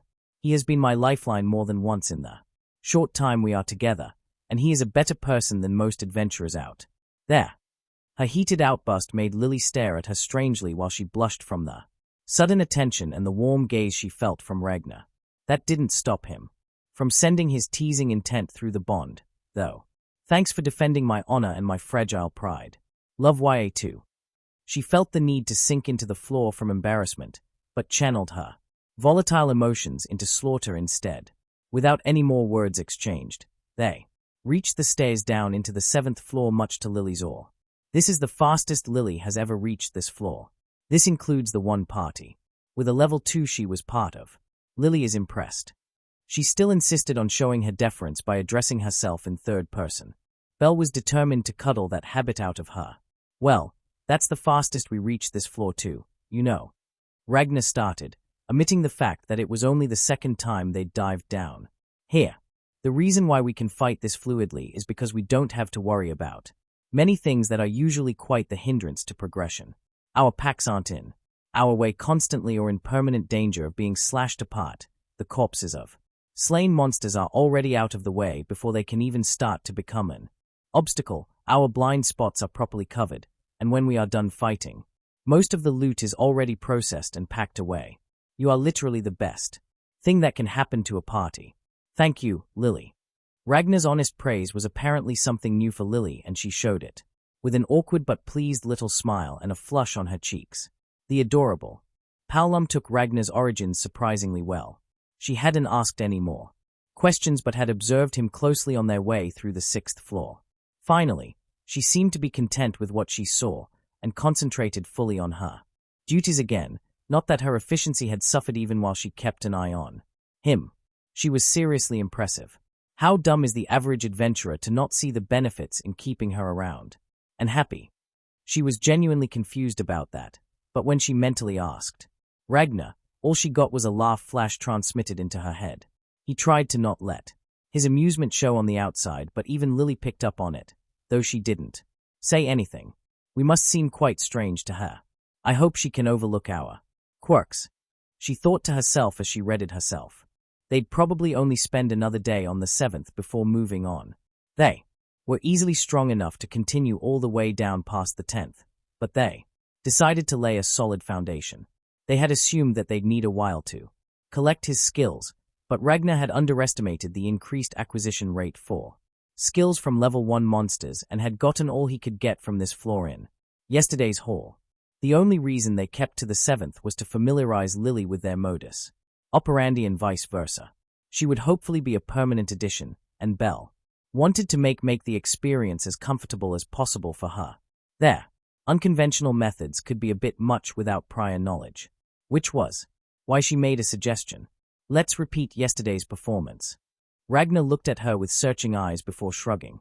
I'm fine with it, but you'll have to explain what that means to Lily. I don't think. She'll be on board instantly, so you'll probably have to convince her. Belle nodded and turned to the curious Palum to explain what they did earlier on this floor. Her answer was a deadpan and her arms positioned like a cross. Belle smiled wryly at the instant rejection. Don't be like that. We'll protect you and it won't be that bad. We had our fair bit of difficulties, but that was only because we couldn't both frontline at the same time since one of us had to haul those corpses out of the way. With you here, that won't be a problem and you'll have an extra eye on those walls behind us to make sure we won't get ambushed. Just think of all the money we'll make. Surprisingly, appealing on her materialistic side worked wonders. She agreed with a bright smile and eager demeanor. Quickly, they advanced on the 7th floor and efficiently took care of several small groups of monsters until they found themselves a killer, and Ragnar's instincts guided them to a chamber close to a safe spot in case of an emergency, and soon, the slaughter commenced. Quickly, it became apparent just how much more effective this tactic was with Lily's addition. With nothing to worry about but killing monsters and being alert in case one spawned close by, they had none of the problems and hold-ups from before. Most of those monsters spawning inside of the room weren't even killed by them but Lily with a small crossbow. Her precision with that thing was impressive. They fell into a routine and their monotonous slaughter continued well into the day before they had to stop. Not because they were tired, though she certainly wasn't as energetic as she was at the start, but because they lacked the space. Even with the 2 extra backpacks they brought along for some more loot were full. No space left, so they pulled back to the safe area and rested for a while. Lily stayed silent for most of the time, only sending some looks at the two of them, and they allowed her to come to terms with what she experienced. When she finally said something, it was with a complicated look in her eyes. Lily has no words for what happened in there. Ragnar isn't the only monster. You are one too, Belle. Lily almost can't believe you two are level 1. She didn't seem to suddenly want to pull out of the party or anything. It was more along the lines of suddenly realizing just how broken they were. That was fine. As long as she joined them, she'd be broken too one day. Their influence would make sure of it. Humming at the taste after taking her first bite of her lunch, she wondered just how her mum managed to pack this much flavor into a simple sandwich. She savored the treat since she wouldn't be able to eat anything cooked by her this evening. Hestia decided to attend a party that was hosted by Lord Ganesha. It was a good opportunity to make first public contact with Hephaestus, and they'd be able to finish up the growth-type weapons afterwards, or so she said. The thought made her excitement rise. She'd finally get her trusty companion which would grow alongside her, a weapon that would make any replacement obsolete. She couldn't wait to lay her hands on it. She didn't know what she'd name it yet, but it would be a magnificent name, one worthy of something made by a goddess.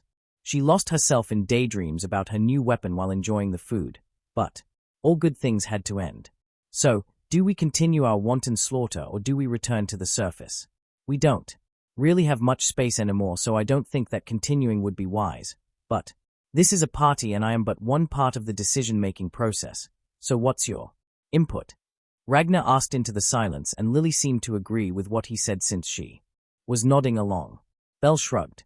She had regained a fair amount of energy from eating something so delicious, and her mood had yet to take a hit, but they did fill 3 big backpacks nearly exclusively with dungeon loot, so they were guaranteed their biggest haul yet. Not just that, but they would sell everything, since nothing they had would provide substantial growth to Ragnar. I'm fine with either, but it wouldn't make much sense to stay, right? Let's return and use the space still available for the drops we get on our way out. Both of them agreed and the decision was made. On their way back, she fell into her own thoughts again, trusting her senses and her companions to warn her if something was about to attack them. Her mind wandered to the main reason they wanted to make some money for the moment. Their budget for renovations was on the rise, and she was definitely happy about that too. While she didn't care much about where she lived as long as it was relatively safe and comfy, she had seen the look in her mum's eyes when she gazed at the dilapidated building. Ragnar had too, and they were determined to transform that somewhat desolate look into one of pride. She had once heard a saying, 1. Shouldn't judge a book by its cover. That applied here. The inside of the building, especially the hidden basement, was warm and homely. Hestia's presence made sure of that. But from the outside, it looked exactly like what it was before she took it over. An abandoned church. I wonder how much we'll make today. We'll have to split it 3 ways, but it should still be far more than what we have saved up until now.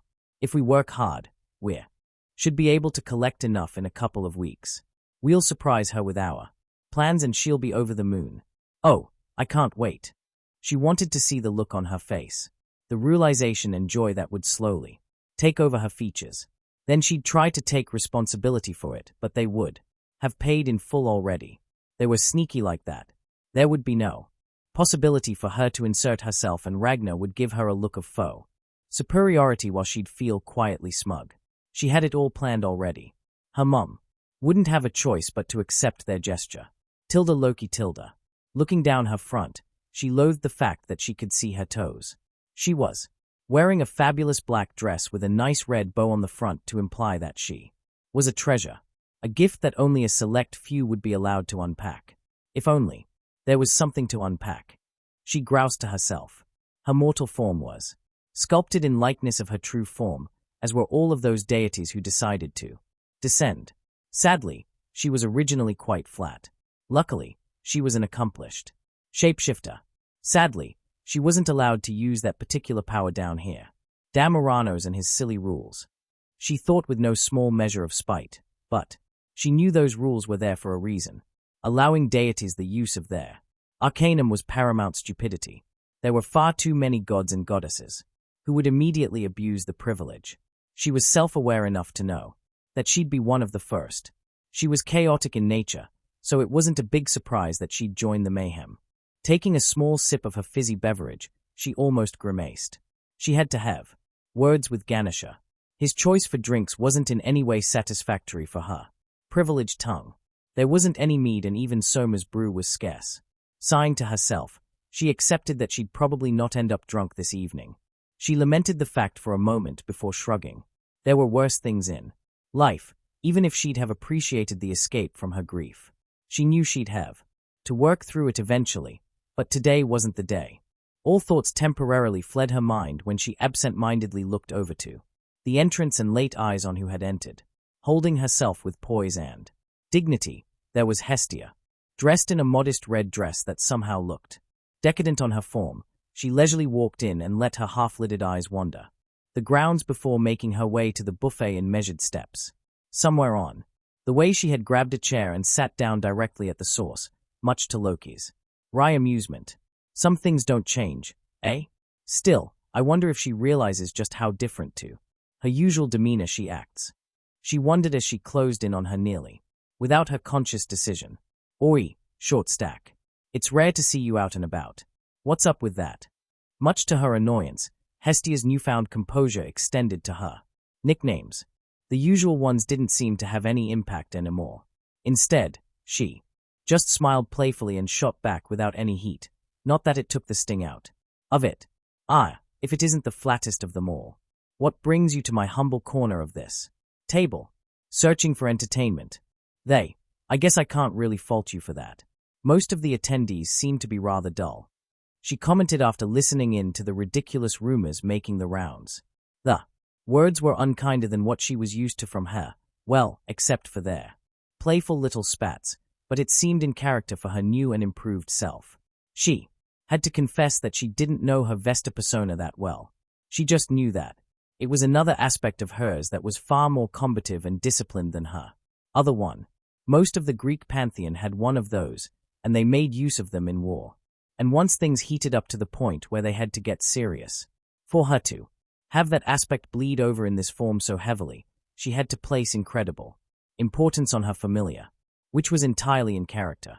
Graciously, she ignored the small hint to her lacking bust size and answered her words with a mischievous little grin. Now, most of those deities came to be after the war. They weren't tested and tried in the flames of cruel warfare as we were. It's only normal that those who weren't forged by pain and suffering are a bit vapid. She nodded thoughtfully before agreeing. True, I suppose. While I detest war in general, I can't deny that it builds character. As my nephew Oz likes to say, not necessarily a good one, mind you, but most of those who survived and thrived in a war tend to have a core of steel. It's just not worth the sacrifice in my opinion. Loki, who wanted to make fun of the young uns, didn't expect such a heavy answer, and sighed. She was determined to not let the mood take a complete nosedive and decisively cut her losses. Let's leave the depressing crap for today. We have good food and nearly adequate booze as well as active and creative minds. Let's liven up this party a bit, shall we? Hestia looked at her curiously before she let her eyes wander up and down her form in a considering manner. Just as wanted to air her confusion, Hestia held out her dainty hand for her to grab, making her all the more befuddled. When Hestia saw the question marks above her head, she finally showed mercy and explained, "You are a goddess of chaos and mayhem. Everyone knows of our rivalry and bickering. Why not use that and wreak havoc on their mentalities? Can you imagine the sheer amount of stupefaction and the incredible mental gymnastics those morons will go through if you dance with me?" Oh. She was shocked. Why hadn't she thought of that? Her mind was buzzing and her lips spread into what she knew to be a somewhat disturbing grin. Not that Hestia seemed to be bothered about it. Instead, she showed her own light quirk of her lips and reiterated by shifting her hand slightly in her direction as if urging her to finally take it. And take it she did. With perfect manners, she gently took her offered appendage and leaned over it to kiss it softly before channeling an amalgamation of the most suave roles she ever played. "My lady Hestia, laying my eyes upon your divine form was a revelation. A sight for sore eyes. Your sapphire eyes have me spellbound, and the contrast between them and the blazing red of your dress kept the entirety of my attention on you as soon as you entered the room. The admiration I feel for your presence and the composure you exude holds no bounds. Would you consider making my evening even more complete by allowing me to steal your first dance of the night?" She finished her plea with a handsome smile and a bow with perfect posture. When she looked into Hestia's eyes, she saw amusement and consideration in them. The light blush on her cheeks did give her hope, though. For what, she didn't know, or rather didn't let herself realize yet. Instead, she did a little jig on the inside when Hestia took the lead and pulled her onto the dance floor with the words, "Do try to keep up, I won't wait for you out there." At first, she was confused by the words, but she soon understood that Hestia was good, very good. She moved with divine grace, not a step out of place, and her rhythm was beyond anything she was ever allowed to witness. Determined, she strived to keep up with the vertically challenged goddess and gave it her all. All thoughts about this being a prank were pushed into the background as she started to truly have fun with the short stack. Everything else was suddenly less important, and the only thing she still had her eyes on were those sparkling sapphires. Hestia was having fun too. It was rather obvious with the challenging grin and the joy radiating from her. When they finally stopped and left the floor, they were both a bit out of breath. She came to the startling realization that nothing but their dance had entered her mind in the time she spent with the massive divine rack and the small goddess attached to it. When she thought about those massive tits, her eyes were drawn to them as if they had a gravitational pull. You know, if you stare a bit more, they might come out and slap you for your audacity. She looked up into Hestia's eyes, and they were filled with exasperation and mirth, even as a wry smile adorned her lips. Unrepentantly, Loki shrugged. "Worth it if you ask me. Just the chance to lay eyes upon those perky mountains would be enough to endure far more than a few slaps, even if they are likely to break my cheekbones. Also, can YA truly blame me? They demand attention with every breath you take." That startled a laugh out of her, and she laid her hand on Loki's arm, making her hyper-aware of the sensation. She certainly didn't dislike it. My, what do we have here? I thought I'd find you two bickering over one thing or another, but instead, you seem to have the time of your life. Why, it was almost enough to make a woman jealous. Her alarms went off when she heard that voice. Her mood soured slightly when she turned to the newcomer with a less than pleasant smile. "Freya, I'd tell YA that it's a pleasure to see you, but I only lie when it's fun or to my benefit. Why are you here? I thought those gatherings are too tedious with all those used-up flies buzzing around you." They had, somewhat intentionally, pulled quite a crowd while dancing. and most of those heard what she'd said, much to their visible embarrassment. She felt giddy. Inside it all the chaos that seemed to swirl around this evening. Who'd have thought that one of Ganesh's feasts would ever hold such satisfying entertainment?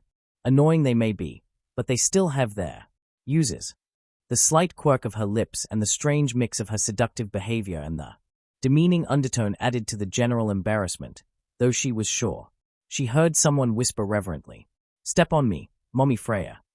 And that was a statement she didn't want to touch even with a 10-foot pole.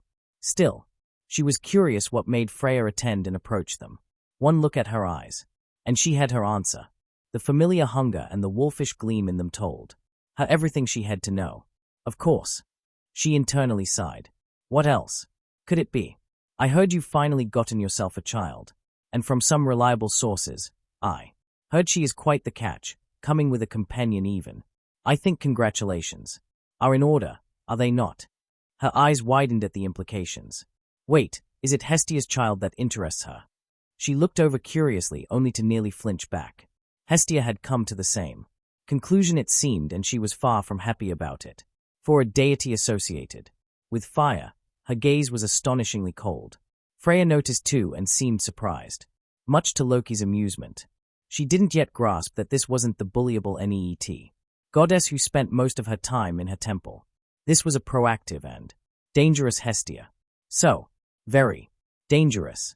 She wished she had some popcorn to go with the entertainment, but she had to make do with the horsed over by Ganesh's cooks. Snatching herself a tablet full of those, she took a subtle step forward to not miss anything. It was over quicker than she'd thought possible, but it was more shocking than anything she imagined. If you do so much as look at them the wrong way, I'll take a stroll. I'll enter your familiar's premises and take a look around. I'll search out the best spot and finally, I'll pull on everything I have. Arcanum, domains, heck, I'll pull my divine hearth into this dimension if I have to. I'll end you and your legacy in the most brutal of ways possible. And when we are up there again, I'll hunt you. I'll never let go until I have you beneath my feet. And then I'll put you down like the bitch you are. Don't test me, Freya. For family, I won't hesitate to start a war. She hadn't raised her voice at all. The only ones who heard her quiet threat that was more akin to an oath were Freya and herself. With an unreadable expression on her face, Freya looked into Hestia's eyes. And then, a nearly imperceptible shiver ran through her. A clearly fake but well-practiced pleasant smile made an appearance on Freya's features before she quickly turned to the entrance after spouting an excuse. Her movements were a bit frantic as she left in a hurry. Loki's gaze fell upon Hestia with an admiring glint. She'd seen it in her eyes. Nothing she said was a lie. She'd meant every word. And her eyes were positively actic. I've never seen anyone shut her down so quickly and effectively. Being allowed to witness this made coming here all the more worth it. Thank you for the treat. Short stack. The light-hearted tease brought some warmth back into her eyes, but she still seemed to be a bit grumpy, so Loki snatched her hand and pulled her back onto the dance floor with a laugh. The night was still young after all. Tilda Hephaestus Tilda. Her fascination with the scene that unfolded in front of her was palpable. She had spied Hestia at the buffet and wanted to greet her, but Loki beat her to it. Knowing how those two could get, she kept a distance and prepared to step in should it become necessary. What happened was entirely different from what went down in front of her mind's eye. Instead of squabbling like little children, they seemed almost friendly. It was a bit disturbing if she was being honest.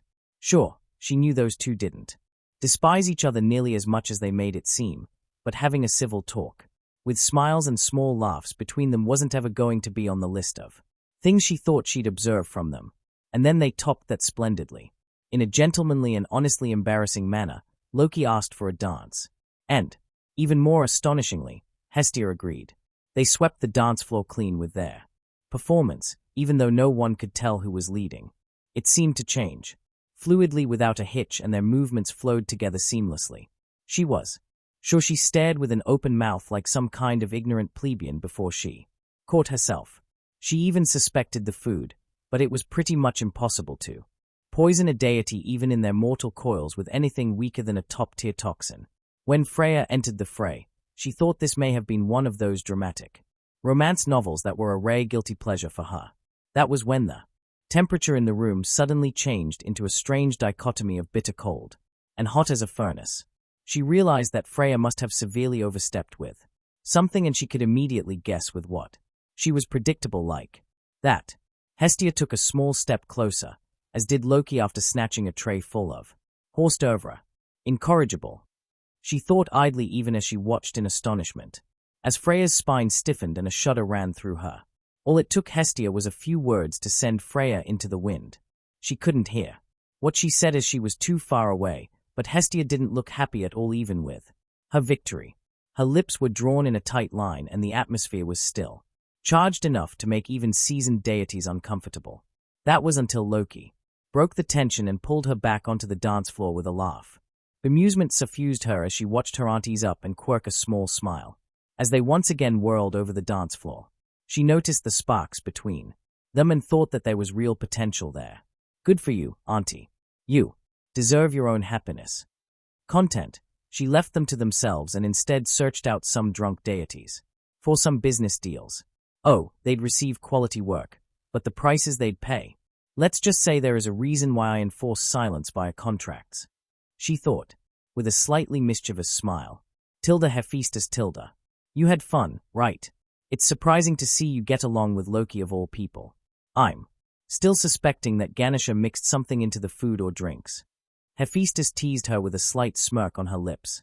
Her sole visible eye sparkled, with a hint of mischief usually reserved for the Norse redhead as she leaned against the table.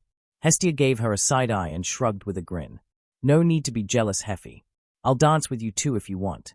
Besides, she needed it as much as I did. That, and she moves quite well, to be honest. I didn't expect her to keep up with me. The divine smith pouted when those words hit her before sighing and letting it go. This new old unflappable Hestia was a challenge to rile up. She didn't yet know if she appreciated the change in difficulty or not. She shelved her teasing intention and turned her mind to more important things. It was time to get serious. Hestia recognized her mood change and matched her. We were seen together by several gossip queens and Hermes, the queen among queens. That should be enough to spread the message. If we leave now, there'll be all kinds of rumors. Let's go and make some masterpieces. It won't take all that. Long since I've already collected the materials and prepared what I could. All that's left is the actual crafting process, and I only need you for a small part of it. She was anticipating the work. It was always interesting to rise to the challenge. She was the only one capable of creating those types of weapons with her arcanum sealed. Even though that was the case, it wasn't an easy project at all. She noticed Hestia opening her mouth, no doubt to express her gratitude again, so she interrupted her. No need, Hestia. No, seriously. No. Need. Stop it with the excessive gratefulness. They are monstrously talented individuals with the drive to match it, and I want to invest in their future. The fact that you are family and one of the few friends I trust unconditionally eased the decision, but I'd have made it anyways. Hestia stood up and quickly moved. Before long, she was pulling her into her arms from behind and draped herself over her back in a tight embrace. She didn't fight the affection and leaned into it instead. Hestia, no matter which persona was dominant, was extremely affectionate with those she considered part of her family. I need to thank you at least 1,000 times because what you are gifting me is the ability to add to my children's safety. You don't truly grasp just how much this means for me, and that's okay. But do understand that you are handing me the means to protect them personally at least a little bit, and I won't ever not be grateful for that. You know how much family means to me. Don't fight me on this. You'll lose. Slowly, she released her and stepped to the front of the table while Hephaestus fought to keep her composure. She always said things like this with a gentle and soft voice, all the while keeping a firm undertone. When she showed that side of hers, Hephaestus couldn't help but feel a bit like a chastised child, but much to her frustration, she couldn't bring herself to dislike the sensation. She had herself back under control when she reciprocated Hestia's honest gaze. The vertically challenged goddess continued. Your weapons will channel my domains. You aid me directly in ensuring their survival, and I will never forget this. It's just another reason to adore you, my little niece. Now, let's go. The smile she gifted her with was so pure she was stunned for a moment, only reacting when she took her hand. Hephaestus let her pull her away from the table. Before she took the lead with a slightly wry smile. She understood that nothing would lessen the intensity of her feelings, and if she even tried, the little goddess would be offended and turn it up to 11, possibly going as far as showing her gratitude for several days on end by doing something unreasonable like kneeling in front of her familiar's gates without pause. Her brand of retaliation was unique in that regard. Her smile turned more genuine when she looked at the happy little deity who was tilting her head from side to side, causing her twin tails to sway with the movement. Hestia was a relatively affable goddess.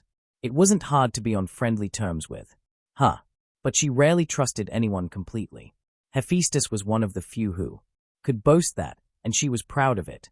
They left the feast after wishing Ganesha a successful Monsterferia, to which he answered predictably with thank you, for I Gansesha, and her thoughts wandered to a topic she had heard discussed several times this evening, the perceived passiveness of both herself and Hestia in all martial conflicts. She never once stepped onto those unnecessary battlefields of the past. She avoided all the senseless bloodshed and slaughter, only using her considerable martial might in those battles that were fought to protect their pantheon from invasions. Hestia was proud of her for that, she knew, and while the need to keep it that way was part of her decision, she also despised senseless violence almost as much as her aunt did. Many thought them to be pacifists, especially the younger deities, since they hadn't seen them in action. But that wasn't a correct assumption. She had no problems using her fist to make her point.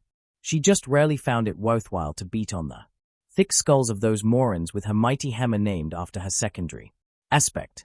The gods and goddesses of her pantheon were notoriously stubborn with some very rare exceptions. Even the most savage of beatings wouldn't sway their opinions. To be fair, that was the case with most deities.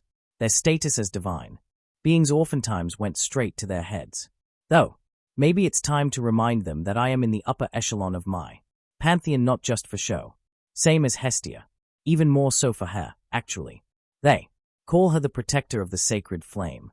They see in her as the shrine mistress, who tends to the divine hearth. But they fail to understand the connotations of that role.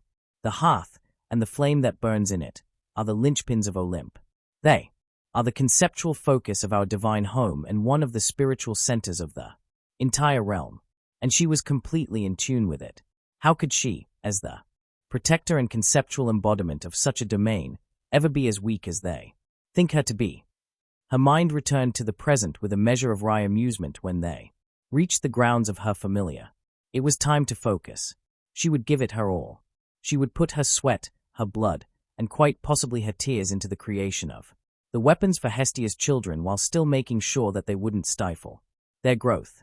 Only the best was barely good enough for them. After all, how could she ever risk disappointing the one woman who showed her how a mother was truly supposed to behave? How could she ever give any less than her everything for the one person who relentlessly and steadfastly stood by her side and ended up opposing most of her family by doing so? Tilda Lily Tilda. She was certain now. In the morn, she woke in between the enviable mountains of the goddess who had invited her into her home, which understandably sent her into a panic filled with groveling and apologies. Lady Hestia quickly waved away any and all of those and even tried to pull her into her chest again after she scrambled away in fear, while she hid in the quilt, filled with the certainty that she'd be extinguished for her audacity. The goddess coaxed her out of it with a voice filled with so much motherly affection that it caused her physical pain. She hadn't experienced it firsthand, but she had heard it several times while begging on the streets for her parents at a young age. Unbidden, tears flowed and her fears were soothed. Her embarrassment over her episode was muted by the kind words and the gentle embrace after she found the courage to face her again. In that short moment, she experienced more parental worry and affection than in her 15 years of life. It brought tears to her eyes, and she admittedly lost much of her carefully cultivated composure. And while she managed to hold on and force those overwhelming feelings back behind her emotional barriers, the damage was already done. The walls around her heart that she thought impenetrable turned out to be far more brittle than she anticipated. So, she was certain now, under the leadership of this gentle goddess who lit up like a field of stars whenever she heard Belle shyly utter the word mum, those two, wouldn't ever be corrupted. Every possible darkening of their hearts would be washed away by the careful caresses from their goddess. And beneath that certainty, there bloomed a faint hope. The hope that she would be saved too. Tarnished as she was, she yearned for that gentle embrace, for that tender care she experienced at the goddess's hands. But she was of the firm belief that she was unworthy, tainted beyond redemption. Determined, she turned her thoughts to other matters. It wouldn't do to dwell on unreachable dreams for the moment. There was no chance for them to be fulfilled if she didn't put in the work. And what work it was. Their dive into the dungeon was more exhausting than anything she'd done before, but it went exceedingly well. She already expected their craziness to a certain degree since she realized during their first encounter that they were anything but ordinary. The speed with which Bell attacked the unnamed level 2 and the way Ragnar ambushed him were good indicators, as was the uncanny and intimidating aura she felt from her green party member, a sapient monster with the capability to evolve and speak coherently. Intelligent beyond most people and delightful company if he isn't enacting a play with his cheesy evil laugh. She vaguely felt she should warn someone about him, but didn't know who. And, even if she knew, she wouldn't do it. He was one of her saviors, one of those few who realized what she was and didn't condemn her for it. She'd protect the Hestia, Familia's secrets with her life. She owed them at least that much. After leaving the dungeon, Bell once again tried to get her to accompany them, tempting her with cuddle piles and the warm embrace of her goddess. But she stayed strong. She still had to stash away her cut from the dive, which was way more than she ever made in a single day. 215.000 Valis. That was more than what most seasoned level 2s made in a week. She was just glad that they had the presence of mind to ask Bell's advisor for a private exchange. She shook her head, in wonder again. It wasn't just their unconventional tactics. They weren't the first to do it. She just never heard it done with any less than 6 people, of which at least 1 and preferably 2 were level 2, just to be safe, and no one she saw doing it was as efficient as them. No, it was more than that. They also had uncanny luck with drop items.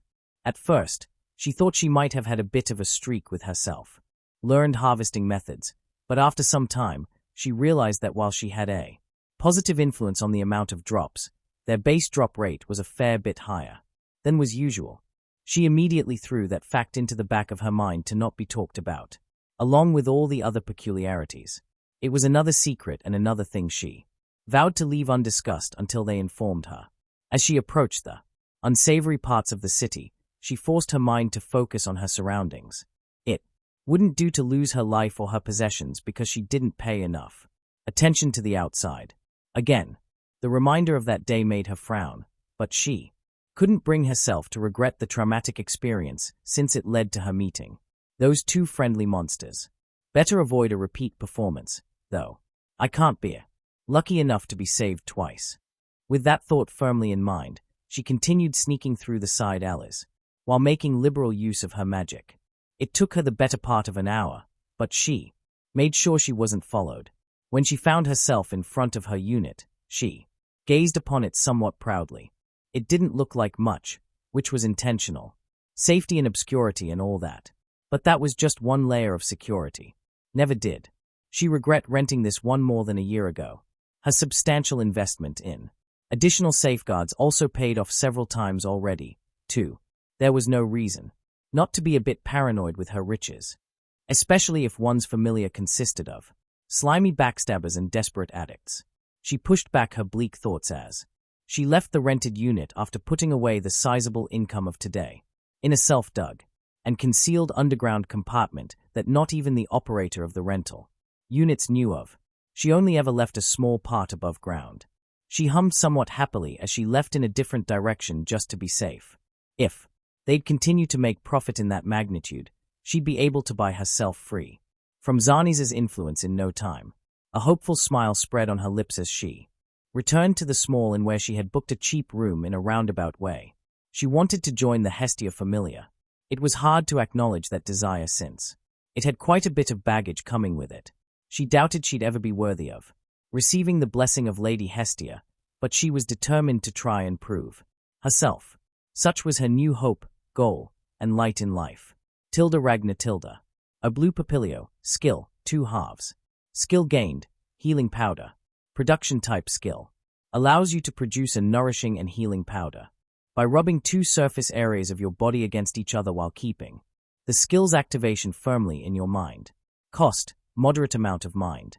Skill gained, support role. Passively increases healing and stat-raising effects for you and those connected to you by 10%. Killer Ant, skill, 3/3. Skill gained, exoskeleton. Passively increases your skin's defense against slashing and blunt type.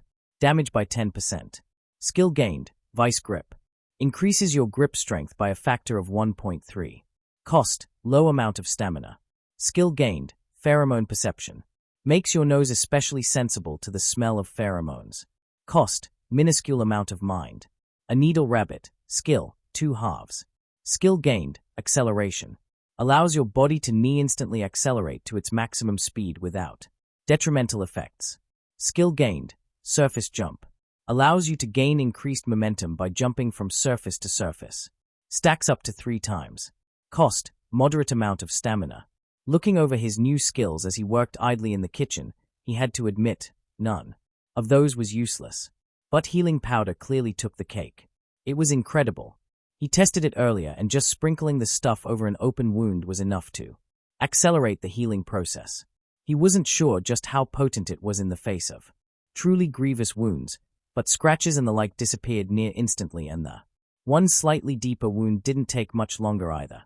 He'd have to talk with Mayak to test it, but its effect was clearly much more potent than the ground-up papilio wings some people used for emergency healing, which would make potions made from the powder more potent too. Naza pissed him off with her schemes, even though he could somewhat understand her desperation. Falling to such lows should have been beneath her though. Her god didn't know anything about it as far as he knew. He wasn't innocent about the situation, but his faults were of a different nature. Hopefully, she'd behave since he outed her, but he'd definitely talk this over again. With Bell, healing potions were essential in the dungeon, and the stronger one got, the harder it would be to heal wounds effectively.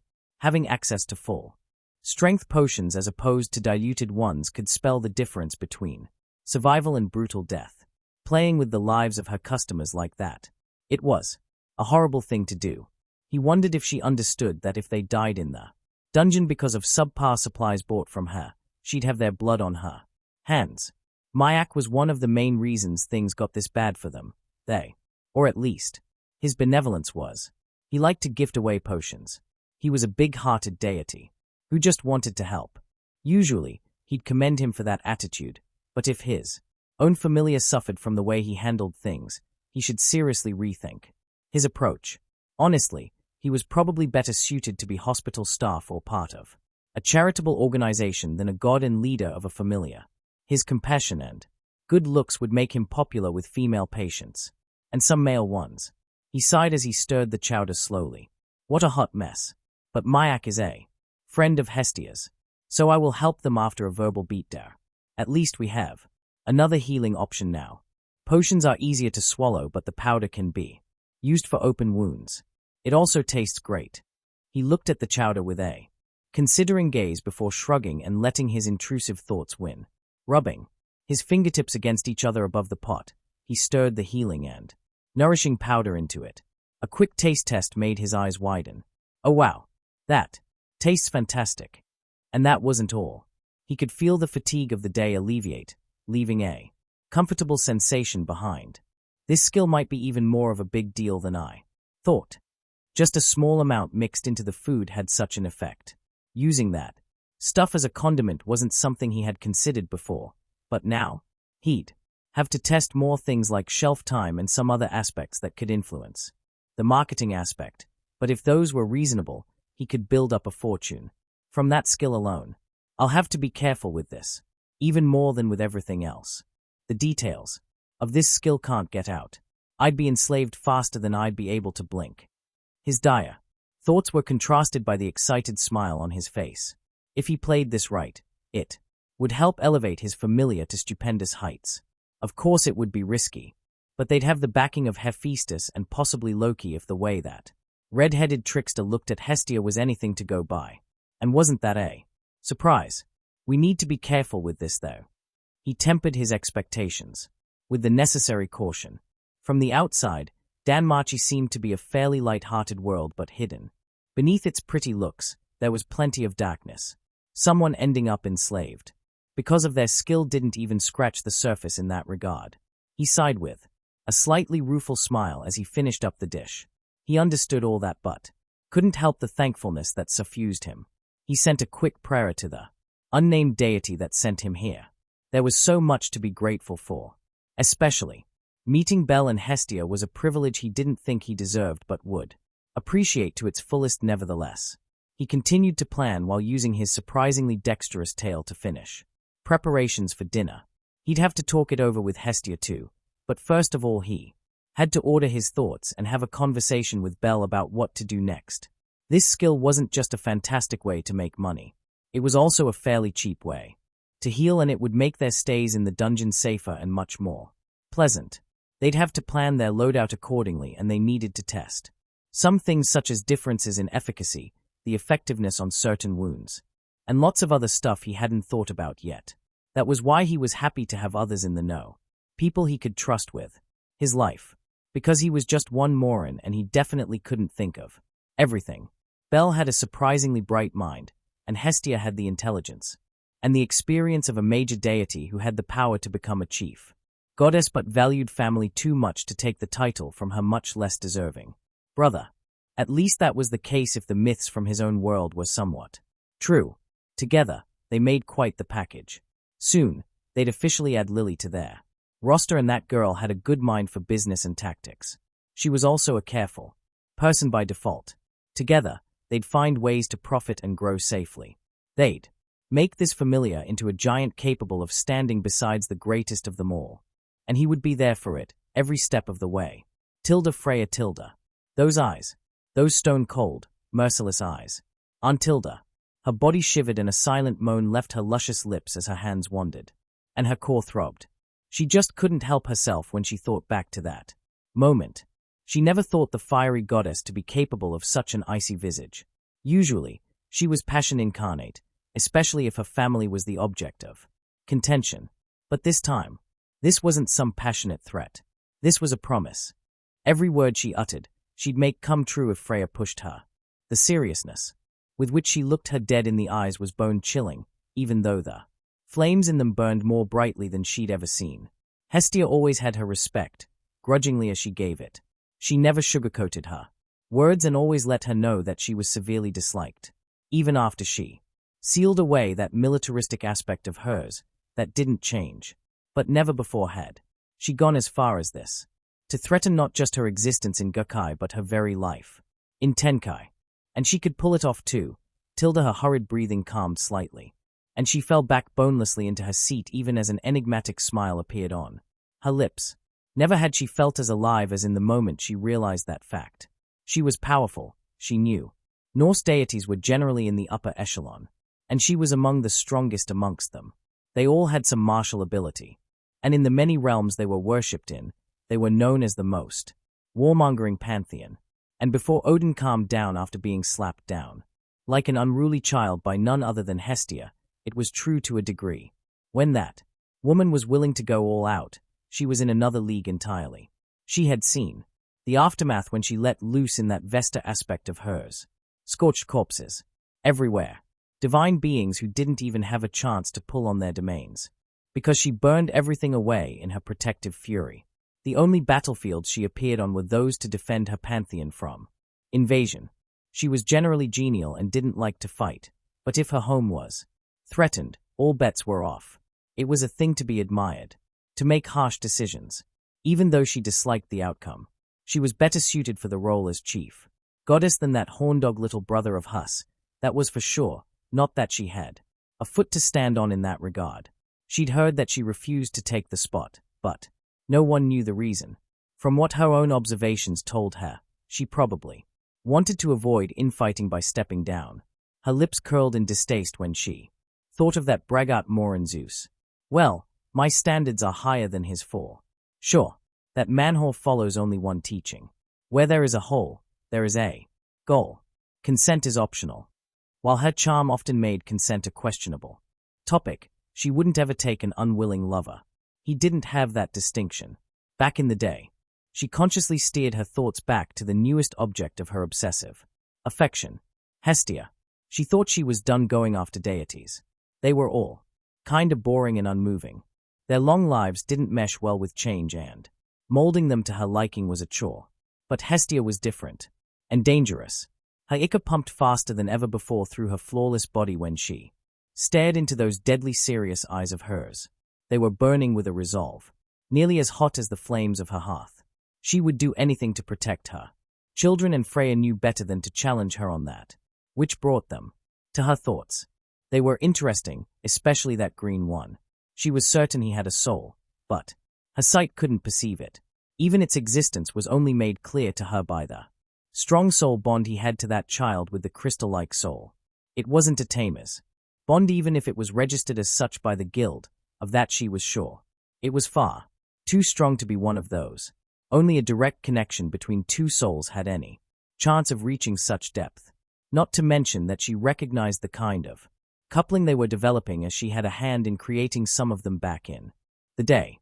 Speaking of the Crystal One, she was adorably innocent, and that tempered innocence was even capable of cleansing the darkness around her. It was fascinating watching her take away the murky shadows on that Palam's soul. The way her soul began to pulse after being in prolonged contact with the white-haired one was hypnotizing. She had a penchant for making those around her shine brightly, it seemed. But that fascination wasn't enough of a reason to risk having her divine soul immolated, especially so when there was a target so much more attractive close by. She bit her lower lip as her gaze fixed itself onto her mirror. Should she risk it? She fought a battle against temptation and lost in record time. Just a little peek, she promised herself as she activated the scrying tool. A certain twin-tailed divine being appeared for a short moment before she seemed to look Freya directly into her eyes. The connection flickered before the image melted away. The last thing she saw was Hestia narrowing her eyes dangerously. She had just calmed down, but that warning in her eyes. She licked her lips sensually. She always did like to play with fire. Another thing she noticed in the background was a big pot filled with a creamy kind of soup. It looked delicious and reminded her of the fact that she hadn't eaten yet. I do feel a bit peckish, I suppose. Her baser desires had to be satisfied to truly enjoy what was to come. Her core throbbed with need again, and this time she wouldn't be able to satisfy it on her own. Maybe I'll have Otter for dessert tonight. Or should I go for Alan? He's always so eager to please.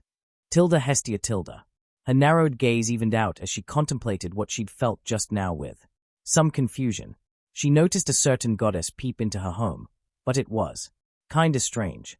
It didn't feel as if she was trying to look for her children. Attention was firmly on Hestia. Disturbingly so, but without malice. Her mind was soon consumed by thoughts and theories as to what this could possibly mean. That was until her children welcomed her exuberantly. Ragnar quickly scurried back to the kitchen as had to finish cooking, though. Belle also left her alone with her thoughts since she needed a shower, so she sank into her own mind yet again as she sat down in her usual seat at the table, waiting for her children to join her. She had underestimated Heffy quite a bit when she told them she'd probably not make it home for a few days. Some hours of crafting were enough to get her part over with, and the divine smith threw her out not a moment later. I need to concentrate, and you are a distraction. Shoo, shoo, she'd murmured absent-mindedly, before promising to deliver the weapons the next day and slamming the gate into her bemused face. That was fine. She knew just how focused Heffy got when she was working on an interesting project. She loved her craft beyond measure, and it clearly showed. Hestia had only a slight inkling about smithing and had no need to watch over the process. She trusted Hephaestus completely, and she knew she'd do right by her children. There was simply no need to hover, and the early return bore unexpected fruits. She licked her lips as her eyes fell on the stew Ragnar called a chowder. She had eaten similar-looking things when she visited the Celtic pantheon once upon a time and was curious if it tasted the same. It certainly smelled divine. He might rival me in the kitchen if he gets any better. Maybe my domains are influencing him a bit. She mused as a soft smile spread on her lips at the thought. She really Loved the idea of him partaking in her domain because it was clear that he actually had a bit of a passion for the craft. Cooking a hearty meal seemed to be one of the few things outside of fighting that could calm his mind.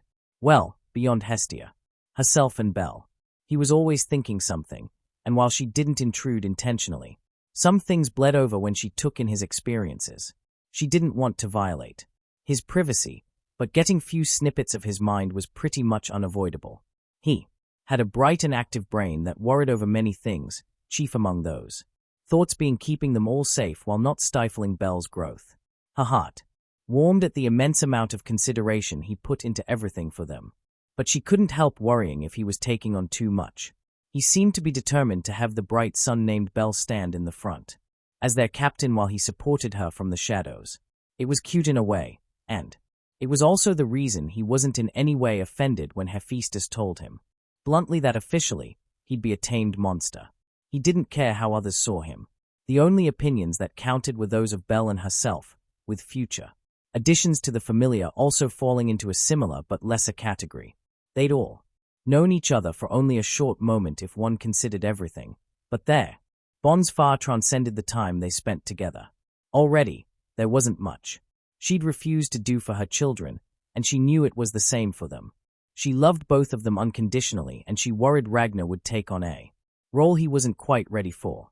As of yet, no signs were showing for that to be the case, but she'd keep an eye on it, and she'd let him know that they were all going to support each other. He wouldn't need to be Belle's sole pillar. They were all capable in their own right, including their cute little pal. Of course she already counted her among us. She anticipated the day they finally would manage to convince her to officially join up with them. Oh, the cuddles she'd bestow upon her. That pitiful girl needed every single one of those that she could get. Her attention was pulled outwards when Belle entered the room after taking a shower.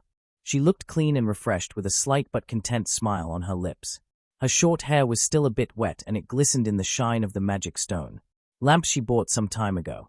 Her attire consisted of a simple red shirt and cute lilac pajama pants with small unicorn motifs littering the entirety of it, indicating her plans to stay home for the rest of the day.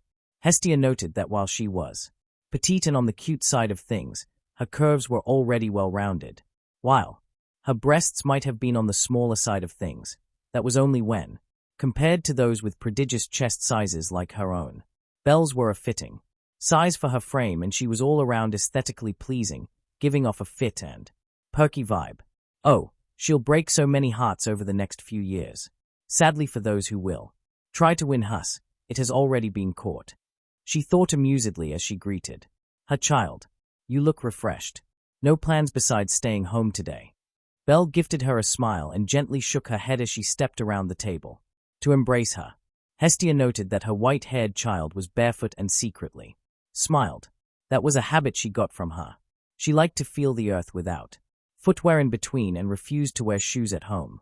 She followed Belle's curious eyes and found them staring at the big pot filled with Ragnar's chowder that was set in the middle of the table on a heated plate that would keep it warm until eaten. Her cute little button nose twitched slightly, not unlike a rabbit's, as she was drawn in by the delectable smell. Hestia sighed good-naturedly and tightened the embrace with a small laugh when Belle began to drift towards the meal. Ragnar told me that I should keep you from diving in until he returns from the kitchen. He's not done yet and his timing was a bit off, so he needs to finish up some things while the chowder sits here, pulling our attention and making us hungry.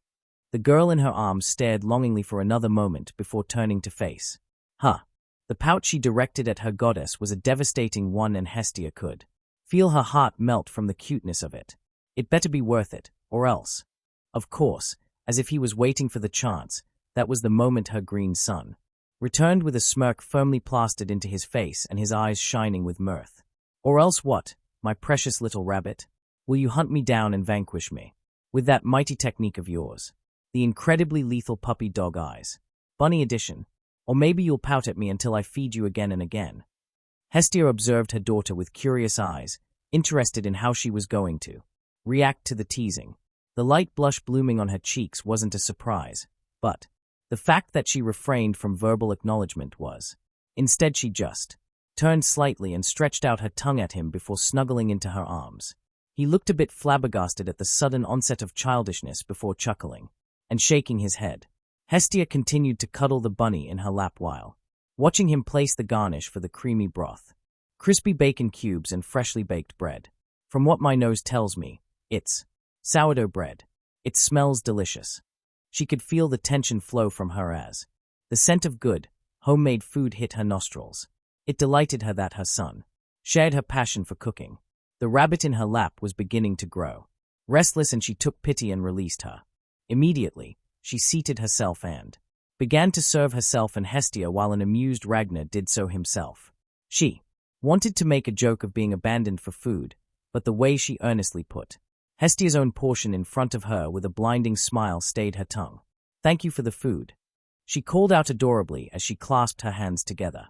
She then took the first spoon into her mouth and froze for a moment with wide eyes before she began to demolish the bowl like a ravenous beast. Hestia blew lightly on the spoon filled with broth, some bacon, and a piece of clam meat before tasting it. Her own eyes widened and she involuntarily released a soft hum before smiling beatifically at her chosen son. "That's absolutely delicious. Thank you for the meal," she told him and left him to deal with his embarrassment as she continued to enjoy her food. She could feel her fatigue dwindle with each spoon, going close to 2 days without sleep wasn't healthy for her mostly mortal body. She could manage, because her mind was still divine and far stronger than most, but that didn't mean that tiredness didn't influence her. This single meal cooked by her child was enough to rejuvenate her. It wouldn't replace a good night's sleep, but it effectively staved off her exhaustion until she had the chance for a real rest. This isn't just the effect of a good meal. The part of her mind that was always busy analyzing and categorizing supplied for her, but she ignored it for now. She was sure he would tell her about it. For now, she'd enjoy a well-deserved meal with the 2 people who saved her from unbearable loneliness. Tilda. She was content. Her belly was filled with fantastic food. She was wrapped in a soft blanket, and nearly all her favorite people were around her. With soft eyes and a smile hidden by the blanket, she observed Ragnar being cheeky and teasing their goddess until she flicked his forehead with unerring precision, causing him to yelp, half surprised, half offended. "Serves you right, you goof," she commented, and earned herself a gimlet eye that made her giggle. Yes, she was content. And even in this moment, she was growing. They'd decided that as long as they were home and conscious, Ragnar would pull a constant stream of mind from her to make the attribute grow. They found that if they both put in a bit of effort, they were capable of circling their reserves through both of them with barely any loss. And what little was lost, they regenerated naturally. The efficiency was somewhat influenced by distance, but not by obstacles like walls. They had yet to test magical defenses since they had no way of doing that at home. They hadn't had a status update ever since they started doing this, but she just knew it was working. She felt it in her guts, and those were rarely wrong. Her attention was pulled to the other 2 occupants when a pillow slammed into her half-obscured face. She blinked at Ragnar, who was smiling apologetically at her before changing the target of her gaze to her wide-eyed goddess. Her own pillow was raised for a throw. She took in the comical sight before losing the battle against the laughter that bubbled up from her depths. Letting herself fall sideways, she grinned at the 2 of them after calming herself as she hugged the pillow to her body. "Never change, you 2.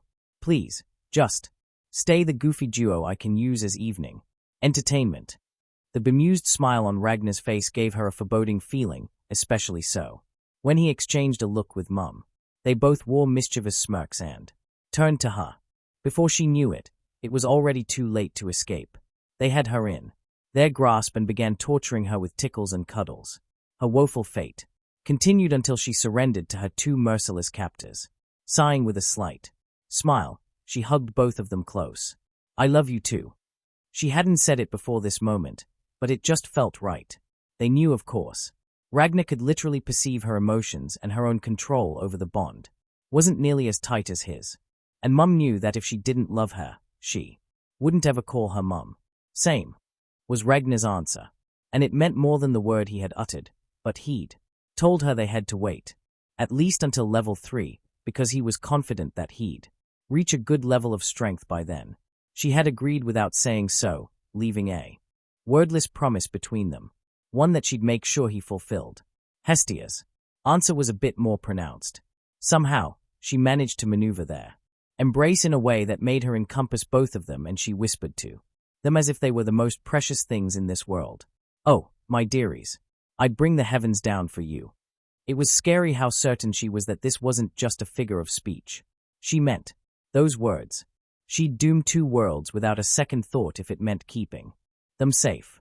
She shouldn't have felt as reassured as she was by this statement, but all she could think was that she felt warm and cozy in her embrace and that she didn't want it to end. "So, the monster feria is the day after tomorrow. Do you two have anything planned for the day?" Their goddess suddenly asked, and she shook her head in her embrace. If nothing came up, they'd probably just go into the dungeon as per usual. Ragnar hummed in thought. "Well, I hadn't planned for it or anything, but I wouldn't be opposed to accompanying my 2 favorite people. Maybe make us a quartet by inviting Lily." She felt her excitement grow for a moment before their goddess shot those burgeoning plans down apologetically. "You'll have to keep it a trio then. I'll be manning a stand for the hostess of fertility. We'll sell some new products that will be permanent additions to the menu. This is too big a chance to promote them. I want you to visit, though. First portion will be on the house." She squeezed them a bit and giggled, and she received twin squeezes in return. "Well, it seems we have plans after all." Ragnar's bemused voice echoed through her mind.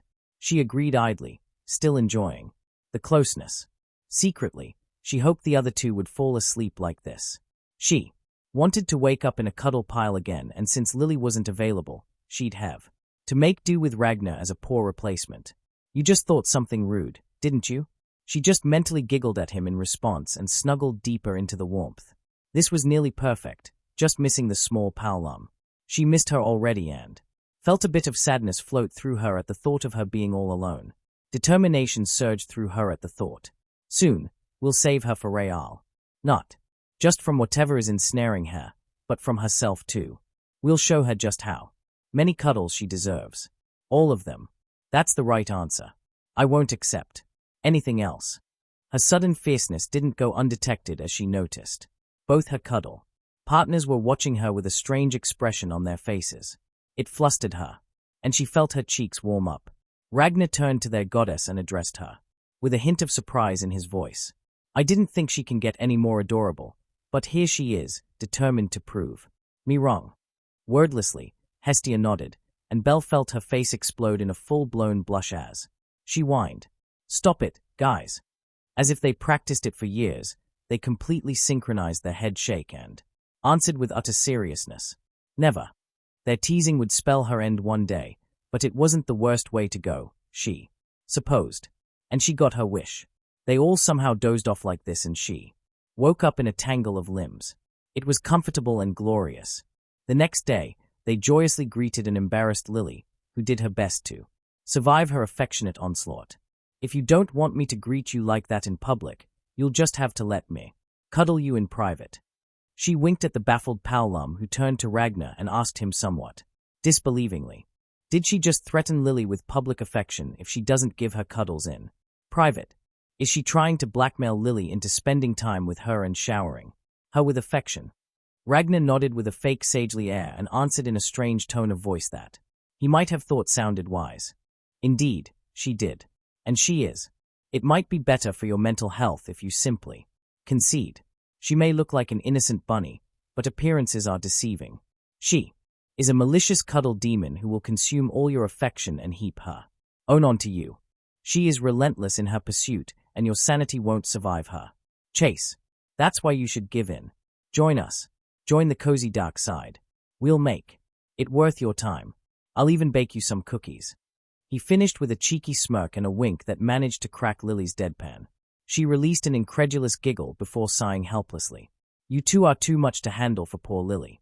If she went with you, she'd be bullied all the time. Lily would go crazy in record time." Ragnar's smirk grew a bit crooked, showing off his pointed teeth as he threw his arm around the small Paolum's shoulders. "Sanity is an overrated concept anyways, you know? Living with a hint of mental instability is far more fun. You'll just have to make sure it's the right kind." They bantered a bit on their way to the dungeon, and even Lily threw in a sarcastic jab or two which showed just how comfortable she was with them.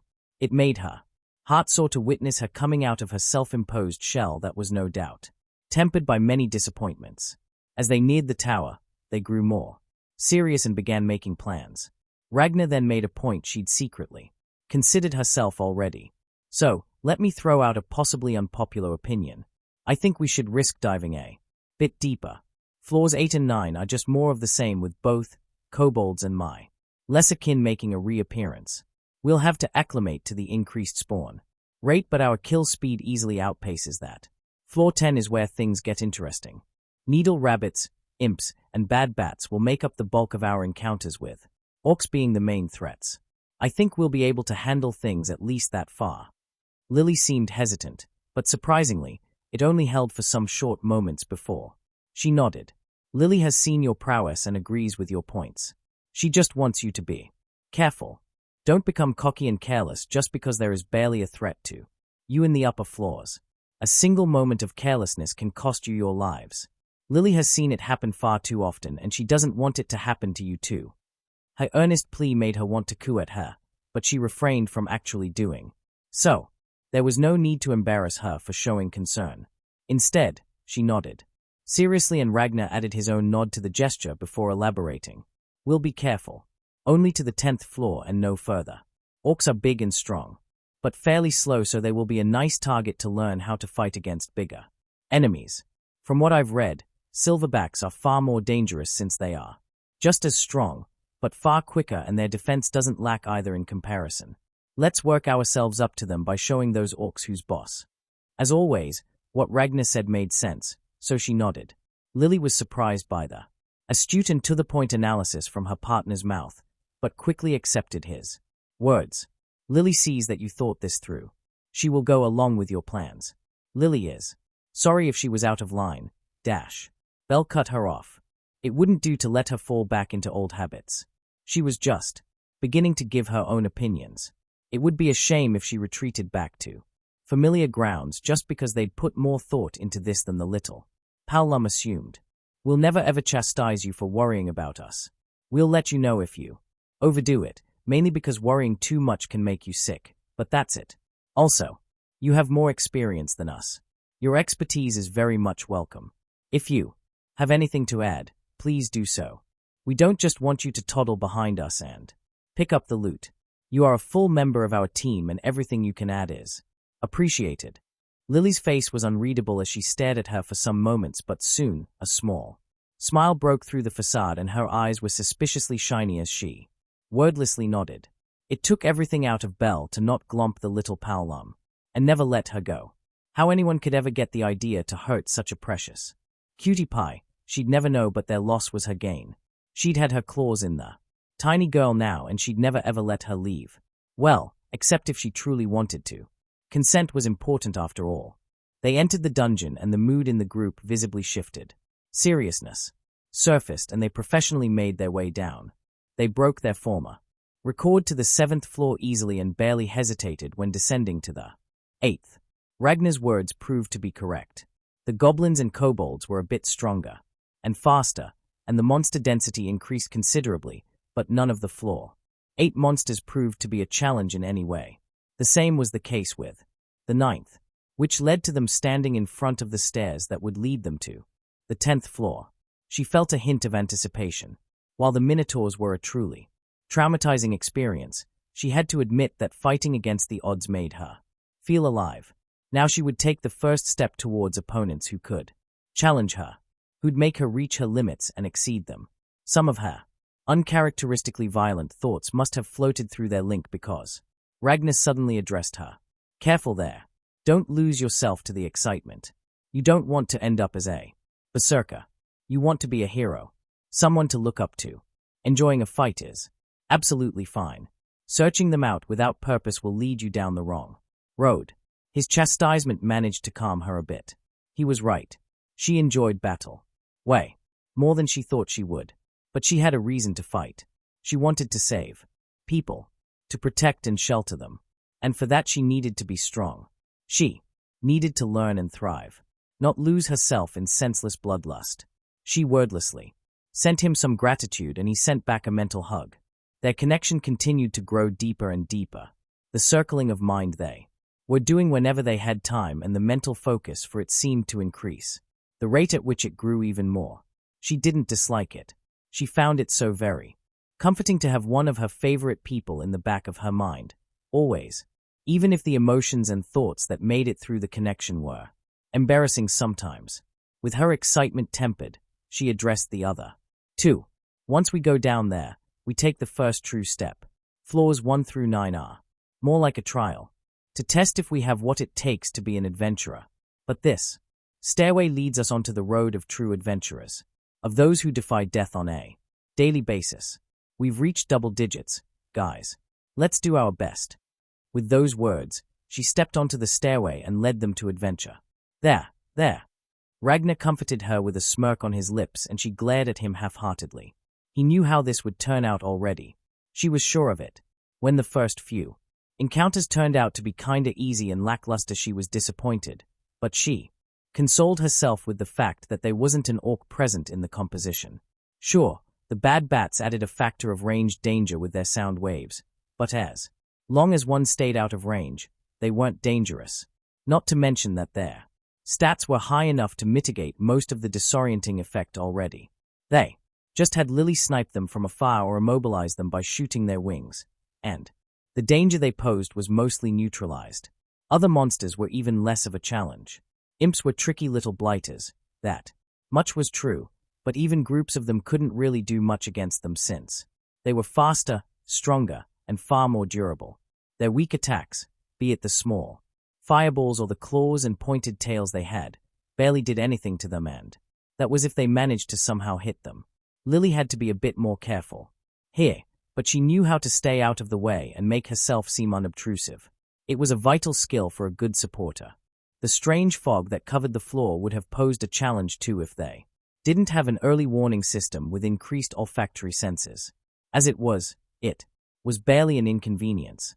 She was even learning to locate monsters effectively, by sound and air displacement, often not even needing Ragnar's warnings anymore. When they finally found an orc, she was excited. But that blubbery thing disappointed her something fierce. Yes, they were strong. Yes, except for the minotaurs, they were the most durable monsters they'd come across.